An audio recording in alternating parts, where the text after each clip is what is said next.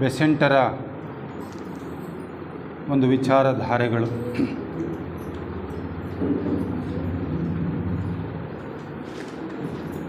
ಒಂದು ಬಹಳ ಸುಂದರವಾದ ಮಾತನ್ನು ನಾವು ಕೇಳಿದ್ದೇವೆ. ಆದದ್ದೆಲ್ಲ ಒಳಿತೇ ಆಯಿತು ಅಂಥೇಳಿ.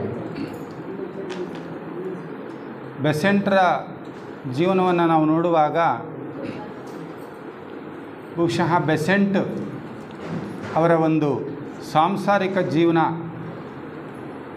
ಏನಾದರೂ ಸುಖಕರವಾದ ಜೀವನವೇ ಆಗಿದ್ದ ಪಕ್ಷದಲ್ಲಿ ಬಹುಶಃ ಪ್ರಪಂಚಕ್ಕೆ ಏನಾಗ್ತಾ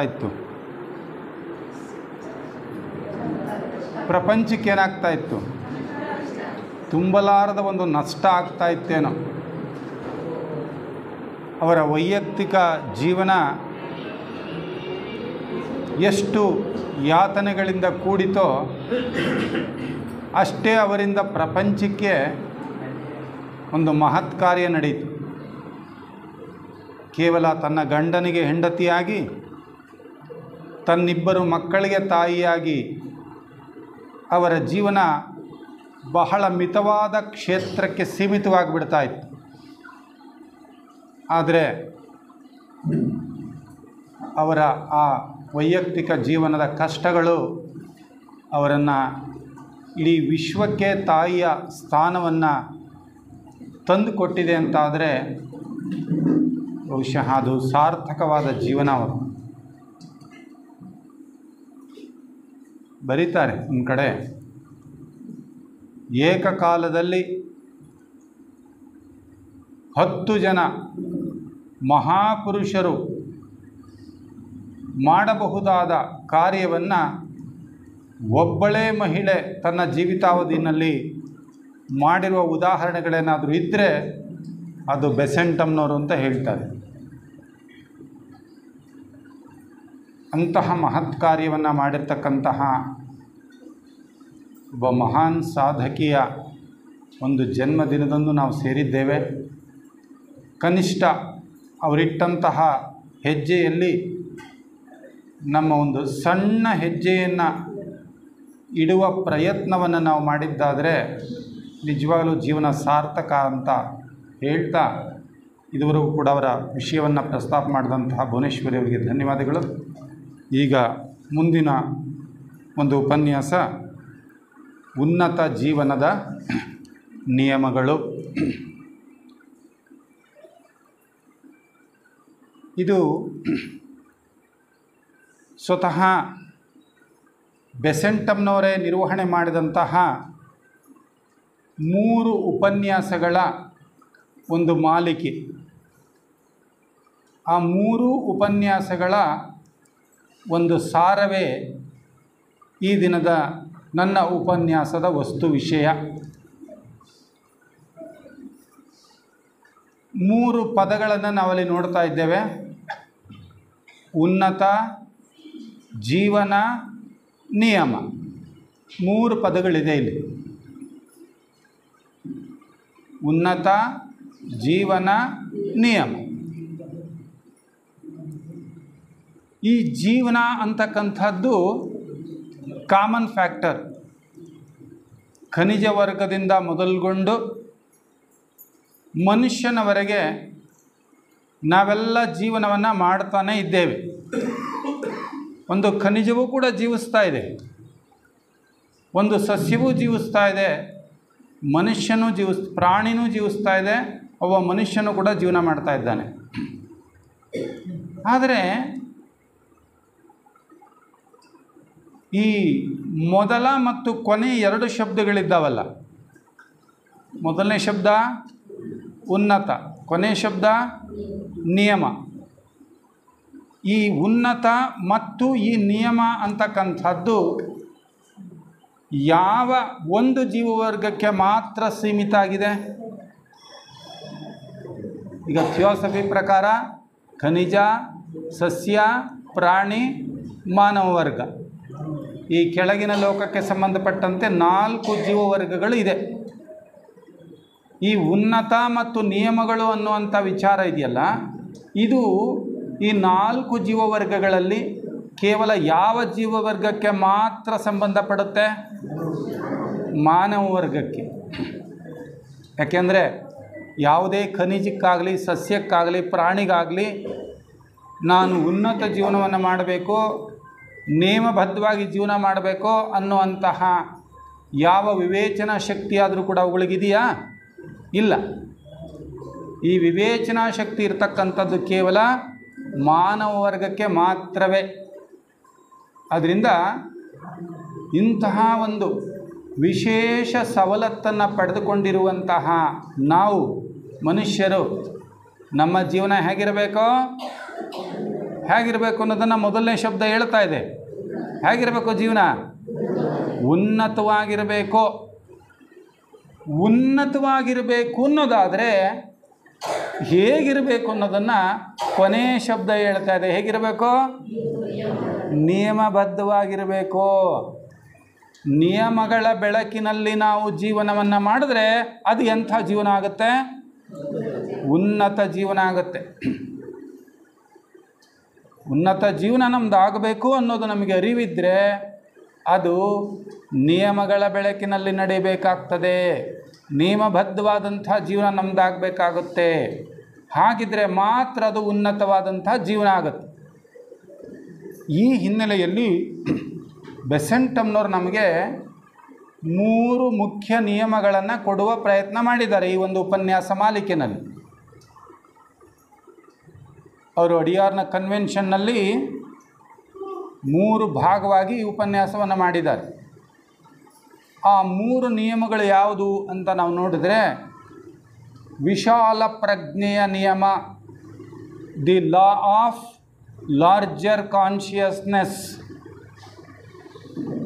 ಎರಡನೇ ನಿಯಮ ದಿ ಲಾ ಆಫ್ ಡ್ಯೂಟಿ, ಕರ್ತವ್ಯ ನಿಯಮ. ಮೂರನೇದು ದಿ ಲಾ ಆಫ್ ಸ್ಯಾಕ್ರಿಫೈಸ್, ತ್ಯಾಗದ ನಿಯಮ. ಈ 3 ನಿಯಮಗಳನ್ನು ಅವರಿಗೆ ನಮಗೆ ಕೊಟ್ಟಿದ್ದಾರೆ. ವಿಶಾಲ ಪ್ರಜ್ಞೆಯ ನಿಯಮ, ಕರ್ತವ್ಯದ ನಿಯಮ, ತ್ಯಾಗದ ನಿಯಮ. ಈ 3 ನಿಯಮಗಳನ್ನು ನಾವು ಅಳವಡಿಸ್ಕೊಳ್ಳೋದ್ರ ಮೂಲಕ ನಮ್ಮ ಜೀವನವನ್ನು ಉನ್ನತವನ್ನಾಗಿ ಮಾಡಿಕೊಳ್ಳಬಹುದು ಅನ್ನುವಂಥದ್ದು. ಇಲ್ಲಿ ಒಂದು ಪ್ರಶ್ನೆ ಬರ್ತದೆ ಅಂತ ಅವರೇ ಹೇಳ್ತಾರೆ ಬೆಸೆಂಟಮ್ನವರು. ನಾವಿಲ್ಲಿ ಆಧ್ಯಾತ್ಮ ವಿಚಾರಗಳನ್ನು ಮಾಡುವಾಗ ಈ ನಿಯಮಗಳು ಅಥವಾ ಕಾನೂನು, ಲಾ ಅನ್ನೋದ್ರ ಜೊತೆಯಲ್ಲಿ ಆಧ್ಯಾತ್ಮ ಜೀವಿತಕ್ಕೂ ಈ ಕಾನೂನು ಅಥವಾ ನಿಯಮಕ್ಕೂ ಕೂಡ ಏನಾದರೂ ಸಂಬಂಧ ಇದೆಯಾ ಅನ್ನುವ ಪ್ರಶ್ನೆ ನಮಗೆ ಎದುರಾಗಬಹುದು. ಆದರೆ ಖಂಡಿತವಾಗಿಯೂ ಸಂಬಂಧ ಇದೆ. ಆ ನಿಯಮಗಳನ್ನು ಸರಿಯಾಗಿ ಅರ್ಥ ಮಾಡಿಕೊಳ್ಬೇಕಾಗ್ತದೆ. ಹಾಗಿದ್ರೆ ಅವರು ನಿಯಮಗಳ ಬಗ್ಗೆ ಪ್ರಸ್ತಾಪ ಮಾಡ್ತಾ 2 ನಿಯಮಗಳ ವಿಷಯವನ್ನು ಪ್ರಸ್ತಾಪ ಮಾಡ್ತಾರೆ. 2 ರೀತಿಯ ನಿಯಮಗಳನ್ನು. ಒಂದು ಮಾನವ ನಿರ್ಮಿತ ನಿಯಮ, ಮತ್ತೊಂದು ದೈವ ನಿಯಮ ಅಥವಾ ಪ್ರಕೃತಿ ನಿಯಮ. ಇದೆರಡಕ್ಕೂ ಕೂಡ ಏನಾದರೂ ವ್ಯತ್ಯಾಸ ಇದೆಯಾ ಅಂದರೆ ಅಜಗಜಾಂತರವಾದ ವ್ಯತ್ಯಾಸ ಇದೆ ಈ ಎರಡಕ್ಕೂ ಕೂಡ. ದೈವ ನಿಯಮ ಮತ್ತು ಮಾನವ ನಿರ್ಮಿತ ನಿಯಮ, ಇದೆರಡಕ್ಕೂ ಕೂಡ ಅಜಗಜಾಂತರವಾದ ವ್ಯತ್ಯಾಸ ಇದೆ. ಏನು ವ್ಯತ್ಯಾಸ ನೋಡಿ. ಮಾನವ ನಿರ್ಮಿತ ನಿಯಮಗಳಿದೆಯಲ್ಲ, ಅವು ಕಾಲದಿಂದ ಕಾಲಕ್ಕೆ ಬದಲಾವಣೆ ಹೊಂದುತ್ತಾ ಹೋಗುತ್ತವೆ. ದೇಶದಿಂದ ದೇಶಕ್ಕೆ ಬದಲಾವಣೆಯಾಗುತ್ತೆ. ನೋಡಿ, ಈಗ 25 ಅಥವಾ 50 ವರ್ಷದ ಹಿಂದೆ ಇದ್ದ ಕಾನೂನು ಇವತ್ತಿಗೂ ಹಾಗೆ ಮುಂದುವರ್ಕೊಂಡು ಬಂದಿದೆಯಾ? ಇಲ್ಲ, ಚೇಂಜ್ ಆಗ್ತಾ ಇದೆ. ಕಾಲಕ್ಕನುಗುಣವಾಗಿ ಬದಲಾವಣೆಗಳಾಗ್ತದೆ ನಿಯಮಗಳಲ್ಲಿ, ಕಾನೂನಿನಲ್ಲಿ. ಒಂದು ದೇಶದ ಕಾನೂನಿಗೂ ಮತ್ತೊಂದು ದೇಶದ ಕಾನೂನಿಗೂ ಕೂಡ ಒಂದೇ ರೀತಿ ಇದೆಯಾ? ಇಲ್ಲ, ಬೇರೆ ಬೇರೆ ಇರ್ತದೆ. ಒಂದು ದೇಶದಲ್ಲಿ ಒಂದು ತಪ್ಪಿಗೆ ಒಂದು ಶಿಕ್ಷೆ ಇದ್ದರೆ ಇನ್ನೊಂದು ದೇಶದಲ್ಲಿ ಅದೇ ತಪ್ಪಿಗೆ ಆ ದೇಶದಲ್ಲಿ ಬೇರೆಯಾದೇ ಆದ ಒಂದು ಶಿಕ್ಷೆ ಇರುತ್ತೆ. ಆ ತಪ್ಪಿಗೂ ಆ ಶಿಕ್ಷೆಗೂ ಒಂದೇ ರೀತಿಯಾದ ಸಂಬಂಧ ಇದೆಯಾ? ಇಲ್ಲ, ಬೇರೆ ಬೇರೆಯಾಗಿದೆ. ಇದೆರಡಕ್ಕಿಂತ ಮುಖ್ಯವಾದ್ದು ಇನ್ನೊಂದಿದೆ. ಮಾನವ ನಿರ್ಮಿತ ನಿಯಮಗಳನ್ನು ಉಲ್ಲಂಘಿಸಿ ತಪ್ಪಿಸಿಕೊಳ್ಳಲು ಸಾಧ್ಯ. ಇವತ್ತು ನಡೀತಾ ಇದೆಯೋ ಪ್ರಪಂಚದಲ್ಲಿ? ನಾವೆಲ್ಲ ಏನಾದ್ರು ಹೊರಗಡೆ ಇದ್ದೀವಿ, ಇವತ್ತು ಜೈಲಲ್ಲಿಲ್ಲ ಅಂದರೆ ಆ ಕಾನೂನಿನಲ್ಲಿರಬಹುದಾದ ಸಡಿಲಿಕೆ ಅಂತ ನಮ್ಮ ನ್ಯಾಯಾಧೀಶರಿಗೆ ಹೇಳಬೇಕಾದ ಅನಿವಾರ್ಯತೆ ಇದೆ. ಏನು ಮಾಡೋಂಗಿಲ್ಲ. ಯಾಕೆಂದರೆ ನಾವೆಲ್ಲ ಅಲ್ಲೇ ಇದ್ಬಿಡ್ಬೇಕಾಯ್ತು ಒಳಗಡೆ. ಯಾಕೆಂದರೆ ಅಷ್ಟು ನಿಯಮವನ್ನು ನಾವು ಫಾಲೋ ಮಾಡ್ತಾ ಇದ್ದೀವ ಪ್ರತಿ ವಿಷಯದಲ್ಲಿ. ಹೌದಾ? ಇನ್ನೂ ಒಂದು ತಮಾಷೆ ಏನಂದರೆ, ಮಾನವ ನಿರ್ಮಿತ ನಿಯಮಗಳೆಲ್ಲ ಯಾವುದ್ರ ಮೇಲೆ ಡಿಪೆಂಡ್ ಆಗುತ್ತೆ ಅಂದರೆ, ಈವನ್ ಕೋರ್ಟ್ನಲ್ಲಿ ಕೂಡ ಸಾಕ್ಷಿಗಳ ಆಧಾರದ ಮೇಲೆ. ಎಷ್ಟೋ ಬಾರಿ ನಿರಪರಾಧಿ ಸಾಕ್ಷಿಗಳ ಆಧಾರದ ಮೇಲೆ ಅಪರಾಧಿ ಅಂತ ಪರಿಗಣಿಸಲ್ಪಟ್ಟು ಜೈಲು ಸೇರ್ತಾನೆ. ಅಪರಾಧಿ ನಿರಪರಾಧಿ ಅಂತ ಪರಿಗಣಿಸಿ ಆರಾಮ ಹೊರಗಡೆ ಇರಬಹುದು. ಇಂಥ ಅವಕಾಶಗಳು ಅನೇಕ ಸಾರಿ ಇರುತ್ತೆ.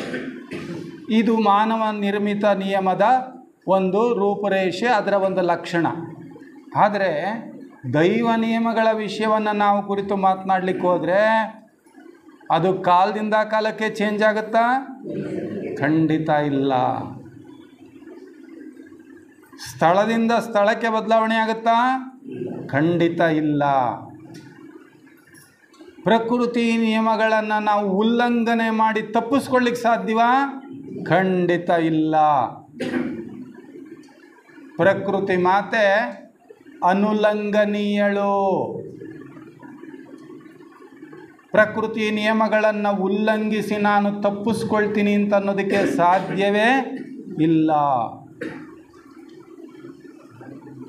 ಅದಕ್ಕೆ ಈ ಪ್ರಕೃತಿ ನಿಯಮಗಳನ್ನು ನಾವು ಸರಿಯಾಗಿ ಅರ್ಥ ಮಾಡಿಕೊಂಡಿದ್ದೇ ಆದರೆ,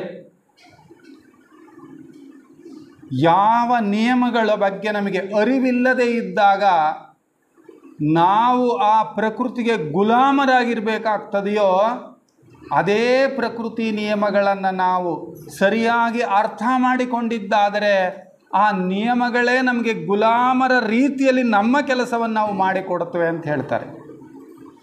ಅದನ್ನೇ ಒಬ್ಬ ಮಹಾನ್ ಅನುಭಾವಿ ಒಂದು ಮಾತು ಹೇಳ್ತಾನೆ, nature is conquered by obedience ಅಂತೇಳಿ. Nature is conquered by obedience. ಪ್ರಕೃತಿಯನ್ನು ನೀನು ವಿಧೇಯತೆಯಿಂದ ಗೆಲ್ಲಬಹುದು. ಒಂದು ವೇಳೆ ನೀನೇನಾದರೂ ಆ ಪ್ರಕೃತಿ ನಿಯಮಗಳಿಗೆ ವಿರುದ್ಧವಾಗಿ ನಡೆದುಕೊಳ್ತೀಯೋ, ನಿನ್ನ ಬಾಳು ಗೋಳು, ನಿನ್ನ ಬಾಳು ಗೋಳೆ. ಅದೇ ಪ್ರಕೃತಿ ನಿಯಮಗಳನ್ನು ನೀನು ಅರ್ಥ ಮಾಡಿಕೊಂಡು ಅವುಗಳಿಗೆ ಅನುಗುಣವಾಗಿ ನೀನು ಬಾಳ್ತೀಯೋ, ನಿನ್ನ ಬಾಳು ಬಂಗಾರ, ನಿನ್ನ ಬಾಳು ಬಂಗಾರ. ಈಗ ನಮಗೆ ನಮ್ಮ ಬಾಳು ಬಂಗಾರ ಆಗಬೇಕೋ ಬಾಳು ಗೋಳಾಗಬೇಕೋ? ಬಾಳು ಬಂಗಾರವಾಗಬೇಕು ಅಂತ ಇಷ್ಟ ಇದ್ದರೆ ನಾವು ಆ ಪ್ರಕೃತಿ ನಿಯಮಗಳನ್ನು ಏನು ಮಾಡಬೇಕು? ಅರ್ಥ ಮಾಡಿಕೊಳ್ಬೇಕು. ಮೊದಲು ಅರ್ಥ ಮಾಡಿಕೊಂಡು ಅವುಗಳನ್ನು ನಿತ್ಯ ಜೀವನದಲ್ಲಿ ಅನುಷ್ಠಾನಕ್ಕೆ ನಾವು ತರ್ತಾ ಹೋದರೆ, ಇದುವರೆಗೂ ಯಾವ ನಿಯಮಗಳು ನಮಗೆ ಬಂಧನಕ್ಕೆ ಒಳಗ ಮಾಡಿದೆಯೋ ಅದೇ ನಿಯಮಗಳು ನಮ್ಮನ್ನು ಬಿಡುಗಡೆಯ ಕರೆಗೆ ಕರ್ಕೊಂಡು ಹೋಗ್ತದೆ. ಅದನ್ನೇ ಹೇಳಿದ್ದು ನೇಚರ್ ಈಸ್ ಕಾನ್ಕ್ವೇರ್ಡ್ ಬೈ ಒಬಿಡಿಯನ್ಸಿ ಅಂಥೇಳಿ. ಬೇಕಾದಷ್ಟು ನಿಯಮಗಳಿದೆ ನಮಗೆ ಥಿಯೋಸಾಫಿಕಲ್ ಸೊಸೈಟಿನಲ್ಲಿ. ಮೂರನೇ ಉದ್ದೇಶ ಅದನ್ನೇ ಹೇಳ್ತಾ ಇರ್ತಕ್ಕಂಥದ್ದು, ಸ್ಪಷ್ಟವಲ್ಲದ ಪ್ರಕೃತಿ ನಿಯಮಗಳನ್ನು, ಮನುಷ್ಯನಲ್ಲಿ ಅಡಗಿರುವ ಸುಪ್ತ ಶಕ್ತಿಗಳನ್ನು ಪರಿಶೋಧಿಸುವುದು. ಅದೇ ಥರ್ಡ್ ಆಬ್ಜೆಕ್ಟ್ ನಮ್ಮದು. ಏನೇನು ನಿಯಮಗಳನ್ನ ನೋಡ್ತೀವಿ ನಾವು ಥಿಯೋಸಫಿನಲ್ಲಿ, ಮೂಲಭೂತ ನಿಯಮಗಳು ಅಂತ ಹೇಳ್ತಾರೆ ಅವುಗಳನ್ನ. ಏನೇನು ನಿಯಮಗಳನ್ನ ನೋಡ್ತೀವಿ? ಒಂದು ಎಕ್ಸಾಂಪಲ್ಸ್ ಹೇಳಿ ನೋಡೋಣ. ಏನು ನಿಯಮಗಳು ಹೇಳ್ತದೆ ಮೇಲೆ? ಬಹಳ ಮುಖ್ಯವಾಗಿ ಲಾ ಆಫ್ ಕರ್ಮ, law of incarnation, law of evolution, law of inner government, law of unity, law of life and life after death. ಇವೆಲ್ಲ ನಮಗೆ ಥಿಯೋಸಫಿ ಕೊಡ್ತಾ ಇರ್ತಕ್ಕಂಥ ಮೂಲಭೂತ ನಿಯಮಗಳು. ಕರ್ಮ ಸಿದ್ಧಾಂತ, ಪುನರ್ಜನ್ಮ ಸಿದ್ಧಾಂತ, ಅಂತರಂಗ ಸರ್ಕಾರದ ಸಿದ್ಧಾಂತ, ಮರಣಾನಂತರ ಜೀವನದ ಸಿದ್ಧಾಂತ, ವಿಕಾಸ ಸಿದ್ಧಾಂತ, ಐಕ್ಯತೆಯ ಸಿದ್ಧಾಂತ, ಇಷ್ಟು ವಿವರವಾಗಿ ಎಲ್ಲೂ ನಮಗೆ ಸಿಕ್ಕೋದಿಲ್ಲ. ಈ ನಿಯಮಗಳನ್ನು ನಾವು ಅರ್ಥ ಮಾಡಿಕೊಂಡು ಆ ನಿಯಮಗಳಿಗೆ ಅನುಗುಣವಾಗಿ ನಮ್ಮ ಜೀವನವನ್ನು ನಾವು ಮಾಡಿದ್ರೆ ಆಗ ಆ ಪ್ರಕೃತಿಯ ಗಣಗಳಿದ್ದಾವಲ್ಲ, what can I do for you ಅಂತ ನಮ್ಮ ಮುಂದೆ ಕೈ ಕಟ್ಟಿ ನಿಂತ್ಕೊಳ್ಳುತ್ತವಂತೆ. What can I do for you ಅಂತ ನಿಂತ್ಕೊಳ್ತವಂತೆ. ಏನು ಮಾಡಲಿ ನಿಮಗೋಸ್ಕರ ಅಂತ ನಮ್ಮ ಕಾಲ ಬಳಿ ನಿಂತ್ಕೊಳ್ತವಂತೆ ಕ್ಷುದ್ಧ ದೇವಗಣಗಳು. ನೀವು ನೋಡಿರ್ಬೋದು, ನಮ್ಮ HPB ಅವರ ಒಂದು ಬಯೋಗ್ರಫಿನ ನೀವು ಓದ್ತಾ ಇದ್ದರೆ, ನವಯುಗ ಧರ್ಮಸ್ಥಾಪಕಳು ಅಂತ ಒಂದು ಪುಸ್ತಕ ನೀವು ಓದಿದ್ರೆ ಗೊತ್ತಿರ್ತದೆ. ಅವರು ಕೂತ್ಕೊಂಡು ಏನಾದ್ರು ಕೆಲಸ ಮಾಡ್ತಾಯಿದ್ರೆ ಅವ್ರ ಅಕ್ಕಪಕ್ಕ ಎಲ್ಲ ಸಣ್ಣ ಪುಟ್ಟ ದೇವತೆಗಳು ಕಿಚಿ ಅಂತಿರಂತೆ. ಏನು ಮಾಡ್ಕೊಳ್ಳಿ, ನಿಮ್ಗೆ ಏನು ಮಾಡ್ಕೊಳ್ಳಿ ಅಂತ ಕೇಳ್ತಾ ಇರೋರಂತೆ. ಯಾಕೆ ಅವ್ರ ಹತ್ರ ದೇವತೆಗಳು ಬಂದಂಗೆ ಕೆಲಸ ಮಾಡೋಕ್ಕೆ ಕಾಯ್ತಾ ಇದ್ರು? ನಿಯಮ, ಆ ನಿಯಮಗಳಿಗೆ ಅನುಗುಣವಾಗಿ ಇವರು ಬದುಕಿತ್ತು. ಅದಕ್ಕೆ ಇವರು ಗುಲಾಮರ ಥರ ಕೆಲಸ ಮಾಡಿಕೊಡೋವು. ನಾವು ಯಾರಿಗೆ ಗುಲಾಮರಾಗಿದ್ದೀವಿ? ಅದಕ್ಕೆ ಒಂದು ಕಡೆ ಹೇಳ್ತಾರೆ, ಜ್ಞಾನಿಯಾದವನು ಗ್ರಹಗಳನ್ನು ತಾನು ಆಳುತ್ತಾನೆ, ಅಜ್ಞಾನಿಯಾದವನನ್ನು ಗ್ರಹಗಳು ತಾವು ಆಳುತ್ತವೆ ಅಂತ. ನೋಡಿ, ಜ್ಞಾನಿಯಾದವನು ಗ್ರಹಗಳನ್ನು ತಾನು ಆಳುತ್ತಾನೆ, ಅಜ್ಞಾನಿಯಾದವನನ್ನು ಗ್ರಹಗಳು ತಾವು ಆಳುತ್ತವೆ. ಅಂದರೆ ಇಲ್ಲಿ ಆಳ್ತಾನೆ ಅಂದರೆ ಗ್ರಹಗಳ ಮೇಲೆ ಇವನು ಯಜಮಾನಿಕೆ ಮಾಡೋಕ್ಕೆ ಹೋಗ್ತಾನೆ ಅಂತ ಅರ್ಥ ಅಲ್ಲ. ಅವು ಕೂಡ ಇವನಿಗೆ ಪರವಾಗಿ ನಿಂತ್ಕೊಳ್ತವೆ ಅಂತ, ಇವನ ಪರವಾಗಿ ಕೆಲಸ ಮಾಡುತ್ತವೆ ಅಂತ. ಆ ದೇವಗಣಗಳು ಕೂಡ ಅಷ್ಟು ಶಕ್ತಿ ಇದೆ ಮನುಷ್ಯನಿಗೆ. ಅದಕ್ಕೆ ಆ ನಿಯಮಗಳಿಗೆ ಅನುಗುಣವಾಗಿ ನಡ್ಕೊಳ್ಳಿ ಅಂತ ಹೇಳ್ತಾರೆ. ಇವುಗಳನ್ನು ನೀವು ಸ್ವಲ್ಪವೂ ಕೂಡ ಅವುಗಳನ್ನು ಭಂಗ ಮಾಡಿ ನೀವು ತಪ್ಪಿಸಿಕೊಳ್ಳಲಾರಿರಿ. ಅವು ಎಷ್ಟು ಕರಾರುವಕ್ಕಾಗಿ ಪ್ರಕೃತಿ ನಿಯಮ ಕೆಲಸ ಮಾಡ್ತಾ ಇದೆ ಅಂದರೆ, ನಿನ್ನ ತಲೆಯನ್ನು ಬಂಡೆಗೆ ಚಚ್ಚಿಕೊಂಡರೂ ಸಹ ತಲೆಯ ಕೂದಲಿನಷ್ಟು ಅವು ಬದಲಾವಣೆಯನ್ನು ಹೊಂದುವುದಿಲ್ಲ. ಅಷ್ಟು ಕರಾರುವಕ್ಕಾಗಿರುವಂಥದ್ದು ಪ್ರಕೃತಿ ನಿಯಮ. ಅದಕ್ಕೇ ಸೊಸೈಟಿಯಲ್ಲಿ 3ನೇ ಆಬ್ಜೆಕ್ಟನ್ನು ಅಷ್ಟು ಕರಾರುವಕ್ಕಾಗಿಟ್ಟಿದ್ದು unexplained laws of the nature. ಇವತ್ತು ಆ ನಿಯಮಗಳು ನಮಗೆ ಸ್ಪಷ್ಟವಾಗಿಬಿಟ್ರೆ, ಅಂದರೆ ಅವು ಅಷ್ಟು ಖಚಿತವಾಗಬೇಕು ನಿಯಮಗಳು. ನಿಯಮ ನನಗೂ ಗೊತ್ತಿದೆ, ಎಲ್ಲರಿಗೂ ಗೊತ್ತಿದೆ. ಆದರೆ ಖಚಿತವಾಗಿದೆಯಾ? ಅಷ್ಟು ಖಚಿತತೆ ನಮ್ಗೆ ಆ ನಿಯಮಗಳ ಬಗ್ಗೆ ಬಂತು ಅಂತ ಹೇಳಿದ್ರೆ ನಮ್ಮ ಜೀವನದ ದಿಕ್ಕು ಬದಲಾಗ್ತದೆ. ಹಾಗೆ ಬದಲಾದರೆ ನಮ್ಮ ಭವಿಷ್ಯವೂ ಬದಲಾಗ್ತದೆ. ಅದನ್ನೇ DVG ಅವರು ತುಂಬ ಚೆನ್ನಾಗಿ ಹೇಳ್ತಾರೆ. ಕರವೆರಡದೃಷ್ಟಕ್ಕೆ ನರನ ಪೂರ್ವಿಕ ಒಂದು ಹೊಸತೊಂದು ನವ ಸೃಷ್ಟಿ ಸತ್ವವ ಬೊಗಸೆ. ನಾವೆಲ್ಲ ಭಾಳಷ್ಟು ಸಾರಿ ಏನು ಮಾಡೋದ್ರಿ ನಮ್ಮ ಹಣೆ ಬರ, ಏನು ಮಾಡೋದು ನಮ್ಮ ಅದೃಷ್ಟ ಅಂತ ಹೇಳ್ಬಿಡ್ತೀವಿ. ಥಿಯಾಸಫಿ ನಮಗೆ ಬಹಳ ಚೆನ್ನಾಗಿ ಹೇಳ್ಕೊಟ್ಟಿದೆ. ಕರ್ಮ ಈಸ್ ನಾಟ್ ರಿಜಿಡ್. ಕರ್ಮ is not rigid, it is ever changing. ಕರ್ಮವು ಕೂಡ ಪೆಡಸಲ್ಲ, ಅದು ಗಟ್ಟಿ ಅಲ್ಲ. It is ever changing. ಅದು ಕೂಡ ಚಲನಶೀಲವಾಗಿರ್ತಕ್ಕಂಥದ್ದು. ಅದನ್ನೇ DVG ಅವರು ಹೇಳಿದ್ದು, ಕರವೆರಡದೃಷ್ಟಕ್ಕೆ ನರನ ಪೂರ್ವಿಕ ಒಂದು ಪೆಸತೊಂದು ನವ ಸೃಷ್ಟಿ ಸತ್ವವ ಬೊಗಸೆ. ಎರಡಿದವೆ ಅದೃಷ್ಟ ಅನ್ನೋ ಒಂದಕ್ಕೆ 2 ಕೈಗಳು. ಒಂದು ಕೈ ಯಾವುದು? ನರನ ಪೂರ್ವಿಕ, ಪೆರತೊಂದು ನವ ಸೃಷ್ಟಿ. ಇನ್ನೊಂದು ಕೈ ಯಾವುದಾದ್ರದ್ದು ಅದೃಷ್ಟದ್ದು? ನವ ಸೃಷ್ಟಿ. ಈಗೇನು ಮಾಡ್ತಾ ಇದ್ದೀಯ ನೀನು? Past is already dead. ಅದು ಸತ್ತು ಹೋಗ್ಬಿಟ್ಟಿದೆ. ನನ್ನ ನಿನ್ನೆ ನಾನೇನು ಮಾಡಿದ್ದೀನಿ ನನಗೆ ಗೊತ್ತಿಲ್ಲ, ನನ್ನ ನಿನ್ನೆಯನ್ನು ಐ ಕಾಂಟ್ ಚೇಂಜ್, ಅದನ್ನು ನನಗೆ ಬದಲಾಯಿಸಲಿಕ್ಕೆ ಸಾಧ್ಯ ಇಲ್ಲ. But present is in your hand. ವರ್ತಮಾನ ಇದೆಯಲ್ಲ, ಪ್ರೆಸೆಂಟ್ ಇದೆಯಲ್ಲ, ಅದು ನಿನ್ನ ಕೈನಲ್ಲಿದೆ.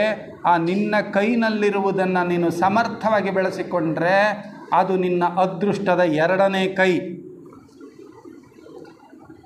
ಅದಕ್ಕೆ ನಿನ್ನ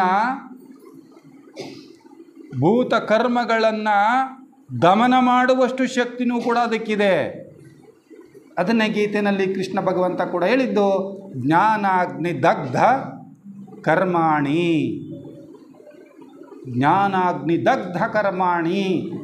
ಜ್ಞಾನದ ಬೆಳಕಿನಲ್ಲಿ ನಿನ್ನ ಕರ್ಮಗಳನ್ನು ನೀನೇನು ಮಾಡ್ಬೋದು? ಸುಟ್ಟು ಹಾಕಬಹುದು, ಸುಡಬಹುದು. ಅಷ್ಟು ಶಕ್ತಿ ನಿನಗಿದೆ ಅಂತ ಹೇಳ್ತಾರೆ. ಇದೆಲ್ಲ ಆಗಬೇಕು ಅಂದರೆ ನಮಗೆ ನಿಯಮಗಳ ಬಗ್ಗೆ ಕರಾರುವಕ್ಕಾದ ತಿಳುವಳಿಕೆ, ಜ್ಞಾನ ಇರಬೇಕಾಗ್ತದೆ ಎನ್ನುವಂಥದ್ದು. ಈ ಹಿನ್ನೆಲೆಯಲ್ಲಿ ಅವ್ರು ಹೇಳಿದ್ರು, ನಮ್ಮ ಜೀವನ ಉನ್ನತವಾಗಿರಬೇಕು ಅಂದರೆ ಅದು ನಿಯಮಗಳ ಬೆಳಕಿನಲ್ಲಿ ಸಾಗಬೇಕು ನಿನ್ನ ಜೀವನ. ಆ ಹಿನ್ನೆಲೆಯಲ್ಲಿ ನಮಗೆ 3 ನಿಯಮಗಳನ್ನು ಹೇಳ್ತಾ ಇದ್ದಾರೆ. ಅದರಲ್ಲಿ ಮೊದಲನೇ ನಿಯಮನ ಸ್ವಲ್ಪ ಅದರ ಪಕ್ಷಿ ನೋಟದ ಥರ ನೋಡ್ತಾ ಹೋಗೋಣ. The law of larger consciousness, ವಿಶಾಲ ಪ್ರಜ್ಞೆಯ ನಿಯಮ. ಈಗ ಮನುಷ್ಯ ಅಂದರೆ ಯಾರು? ಮನುಷ್ಯ ಅಂದರೆ ಯಾರು? ಏನವನು? ಮನುಷ್ಯ ಅಂದರೆ ಏನು? ಪರಮಾತ್ಮನ ಕಿಡಿ, ಪರಮಾತ್ಮನ ಕಿಡಿ. ಹಾಗಾದರೆ ಪರಮಾತ್ಮ ಅಂದರೆ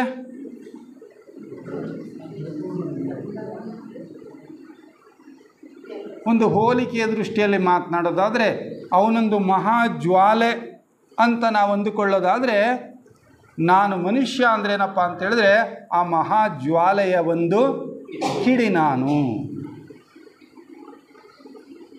ಅಥವಾ ಅದನ್ನು ಇನ್ನಷ್ಟು ನಮ್ಮ ಥಿಯೋಸಾಫಿಕಲ್ ವಾಂಗ್ಮಯದ ಹಿನ್ನೆಲೆಯಲ್ಲೇ ನಾವು ಅರ್ಥ ಮಾಡಿಕೊಳ್ಳೋದಾದರೆ, ಮನುಷ್ಯ ಅಂತ ಹೇಳಿದ್ರೆ ಅವನು ಪ್ರಜ್ಞಾ ಸ್ವರೂಪ ಅಂತ ಹೇಳ್ಬೋದಾ? ಪ್ರಜ್ಞಾ ಸ್ವರೂಪ. ಭಗವಂತ ಯಾರು? ಪ್ರಜ್ಞಾನ ಘನ ಅಂತ ಹೇಳ್ತಾರೆ ಭಗವಂತನನ್ನು.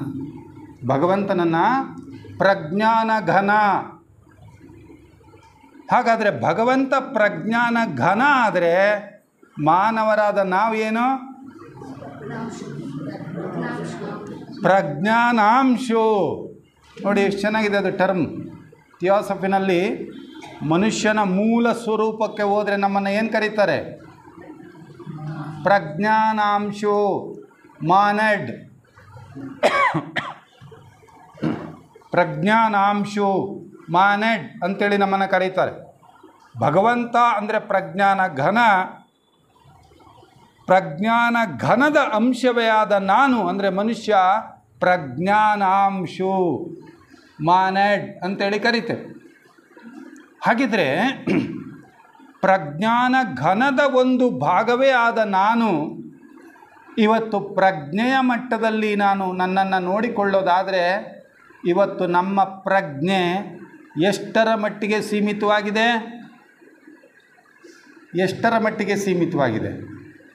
ಇದಕ್ಕೊಂದು ಸಣ್ಣ ಉದಾಹರಣೆಯನ್ನು ನಾನು ನಿಮಗೆ ಕೊಡೋದಾದರೆ, ನಮ್ಮ ಪ್ರಜ್ಞೆ ಎಷ್ಟರ ಮಟ್ಟಿಗೆ ಸೀಮಿತವಾಗಿದೆ ಅಂದರೆ, ಈಗ ನನ್ನ ಈ ಕಣ್ಣಿಗೆ ಕಾಣ್ತಾ ಇರ್ತಕ್ಕಂಥ ಈ ಸ್ಥೂಲ ದೇಹ ಇದೆಯಲ್ಲ, ಈ ಸ್ಥೂಲ ದೇಹದಲ್ಲಿ ಎಷ್ಟು ಭಾಗ ಇದೆ? ಈ ಸ್ಥೂಲ ದೇಹದಲ್ಲಿ ಎಷ್ಟು ಭಾಗ ಇದೆ? ಈ ಸ್ಥೂಲ ದೇಹದಲ್ಲಿ ಎಷ್ಟು ಭಾಗ ಇದೆ? 2 ಭಾಗ. ಯಾವ್ಯಾವುದು? ಅನ್ನಮಯ ಕೋಶ, ಪ್ರಾಣಮಯ ಕೋಶ. ಸದ್ಯಕ್ಕೆ ನಮಗೆಲ್ಲ ಪರಿಚಯ ಆಗಿರೋ ದೇಹ ಅಂದರೆ ಯಾವುದು? ಈ ಸ್ಥೂಲ ದೇಹ ತಾನೇ. ಈ ಸ್ಥೂಲ ದೇಹದಲ್ಲೇ 2 ಭಾಗ, ಅನ್ನಮಯ ಮತ್ತು ಪ್ರಾಣಮಯ. ಇದರಲ್ಲಿ ಈ 2ರಲ್ಲಿ ನಾವು ನೋಡಿಕೊಳ್ತಾ ಇರೋ ಭಾಗ ಯಾವುದು ಮಾತ್ರ? ಅನ್ನಮಯ ಕೋಶ ಮಾತ್ರ. ಪ್ರಾಣಮಯ ಕೋಶವನ್ನು ನಾವು ನೋಡ್ಕೊಂಡಿದ್ದೀವಾ? ಇಲ್ಲ, ನೋಡಿಕೊಂಡೇ ಇಲ್ಲ. ಹಾಗಿದ್ರೆ ನಮ್ಮ ಪ್ರಜ್ಞೆ ಎಷ್ಟು ಸೀಮಿತವಾಗಿದೆ ಅಂದರೆ ಕೇವಲ ಈ ಸ್ಥೂಲ ದೇಹದಲ್ಲೇ ಒಂದು ಭಾಗನ ಮಾತ್ರ ನೋಡ್ಕೊಳ್ತಾ ಇದೆ, ಅದಕ್ಕೆ ಇನ್ನೊಂದು ಭಾಗ ನೋಡ್ಕೊಳ್ಳುವಷ್ಟು ಕೆಪಾಸಿಟಿ ಇಲ್ಲ. ಆದರೆ ನಮ್ಮ ಸ್ವರೂಪವನ್ನು ನಾವು ನೋಡ್ಕೊಳ್ತಾ ಹೋದರೆ ಸ್ಥೂಲ ದೇಹ, ಆನಂತರ ಕಾಮದೇಹ, ಆನಂತರ ಮನೋದೇಹದಲ್ಲಿ 2 ಭಾಗ, ರೂಪದ ಮನೋದೇಹ, ರೂಪ ಮನೋದೇಹ, ಆಮೇಲೆ ಬುದ್ಧಿದೇಹ, ಆಮೇಲೆ ಆತ್ಮ. ಇಷ್ಟು ನಮ್ಮ ಸ್ವರೂಪ. ಇಷ್ಟು ಸ್ವರೂಪದಲ್ಲಿ ನಾನು ಕಣ್ಣಿಂದ ನೋಡ್ತಾ ಇರ್ತಕ್ಕಂಥ ಭಾಗ ಎಷ್ಟು? ಕೇವಲ ಸ್ಥೂಲದಲ್ಲೂ ಅರ್ಧ,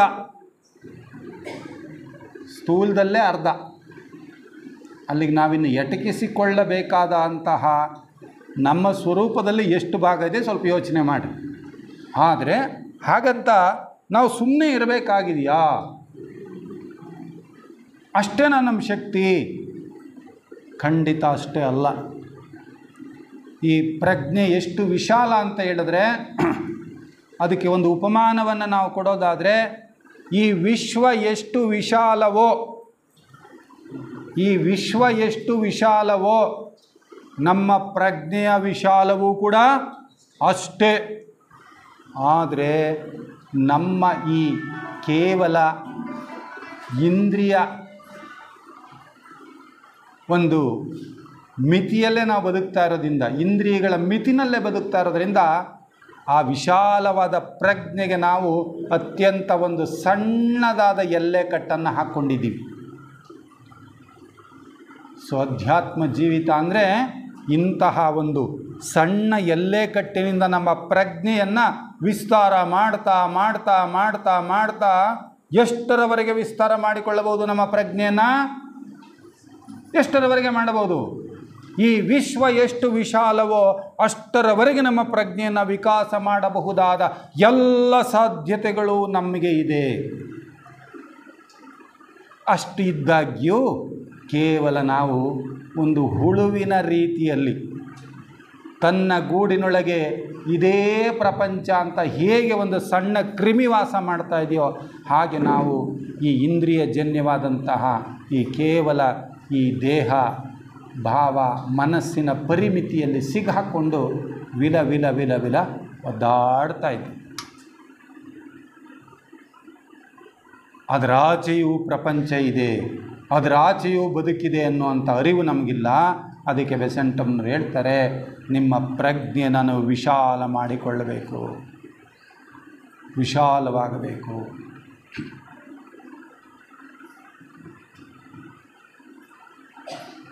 ವೈಜ್ಞಾನಿಕ ದೃಷ್ಟಿಯಿಂದ ವಿಚಾರ ಮಾಡುವಾಗಲೂ ಕೂಡ ಸ್ವಲ್ಪ ನಮಗೆ ಮನಸ್ಸಿನ ಪರಿಚಯ ಇದೆಯಲ್ಲ, ನಮಗೆ ಅದನ್ನು ಸಾಕ್ಷಾತ್ತಾಗಿ ನೋಡದೇ ಇದ್ದರೂ ಕೂಡ ಅನುಭವಕ್ಕೆ ಬರ್ತಾ ಇದೆಯಲ್ಲ. ಯಾಕೆಂದರೆ ಮನಸ್ಸಿಗೆ ಬೇಸರ ಆಗಿದೆ, ನಮಗೆ ಮನಸ್ಸಿಗೆ ಸಂತೋಷ ಆಗಿದೆ, ಇದೆಲ್ಲ ಅನುಭವ ಆಗ್ತಾ ಇದೆಯಲ್ಲ ನಮಗೆ.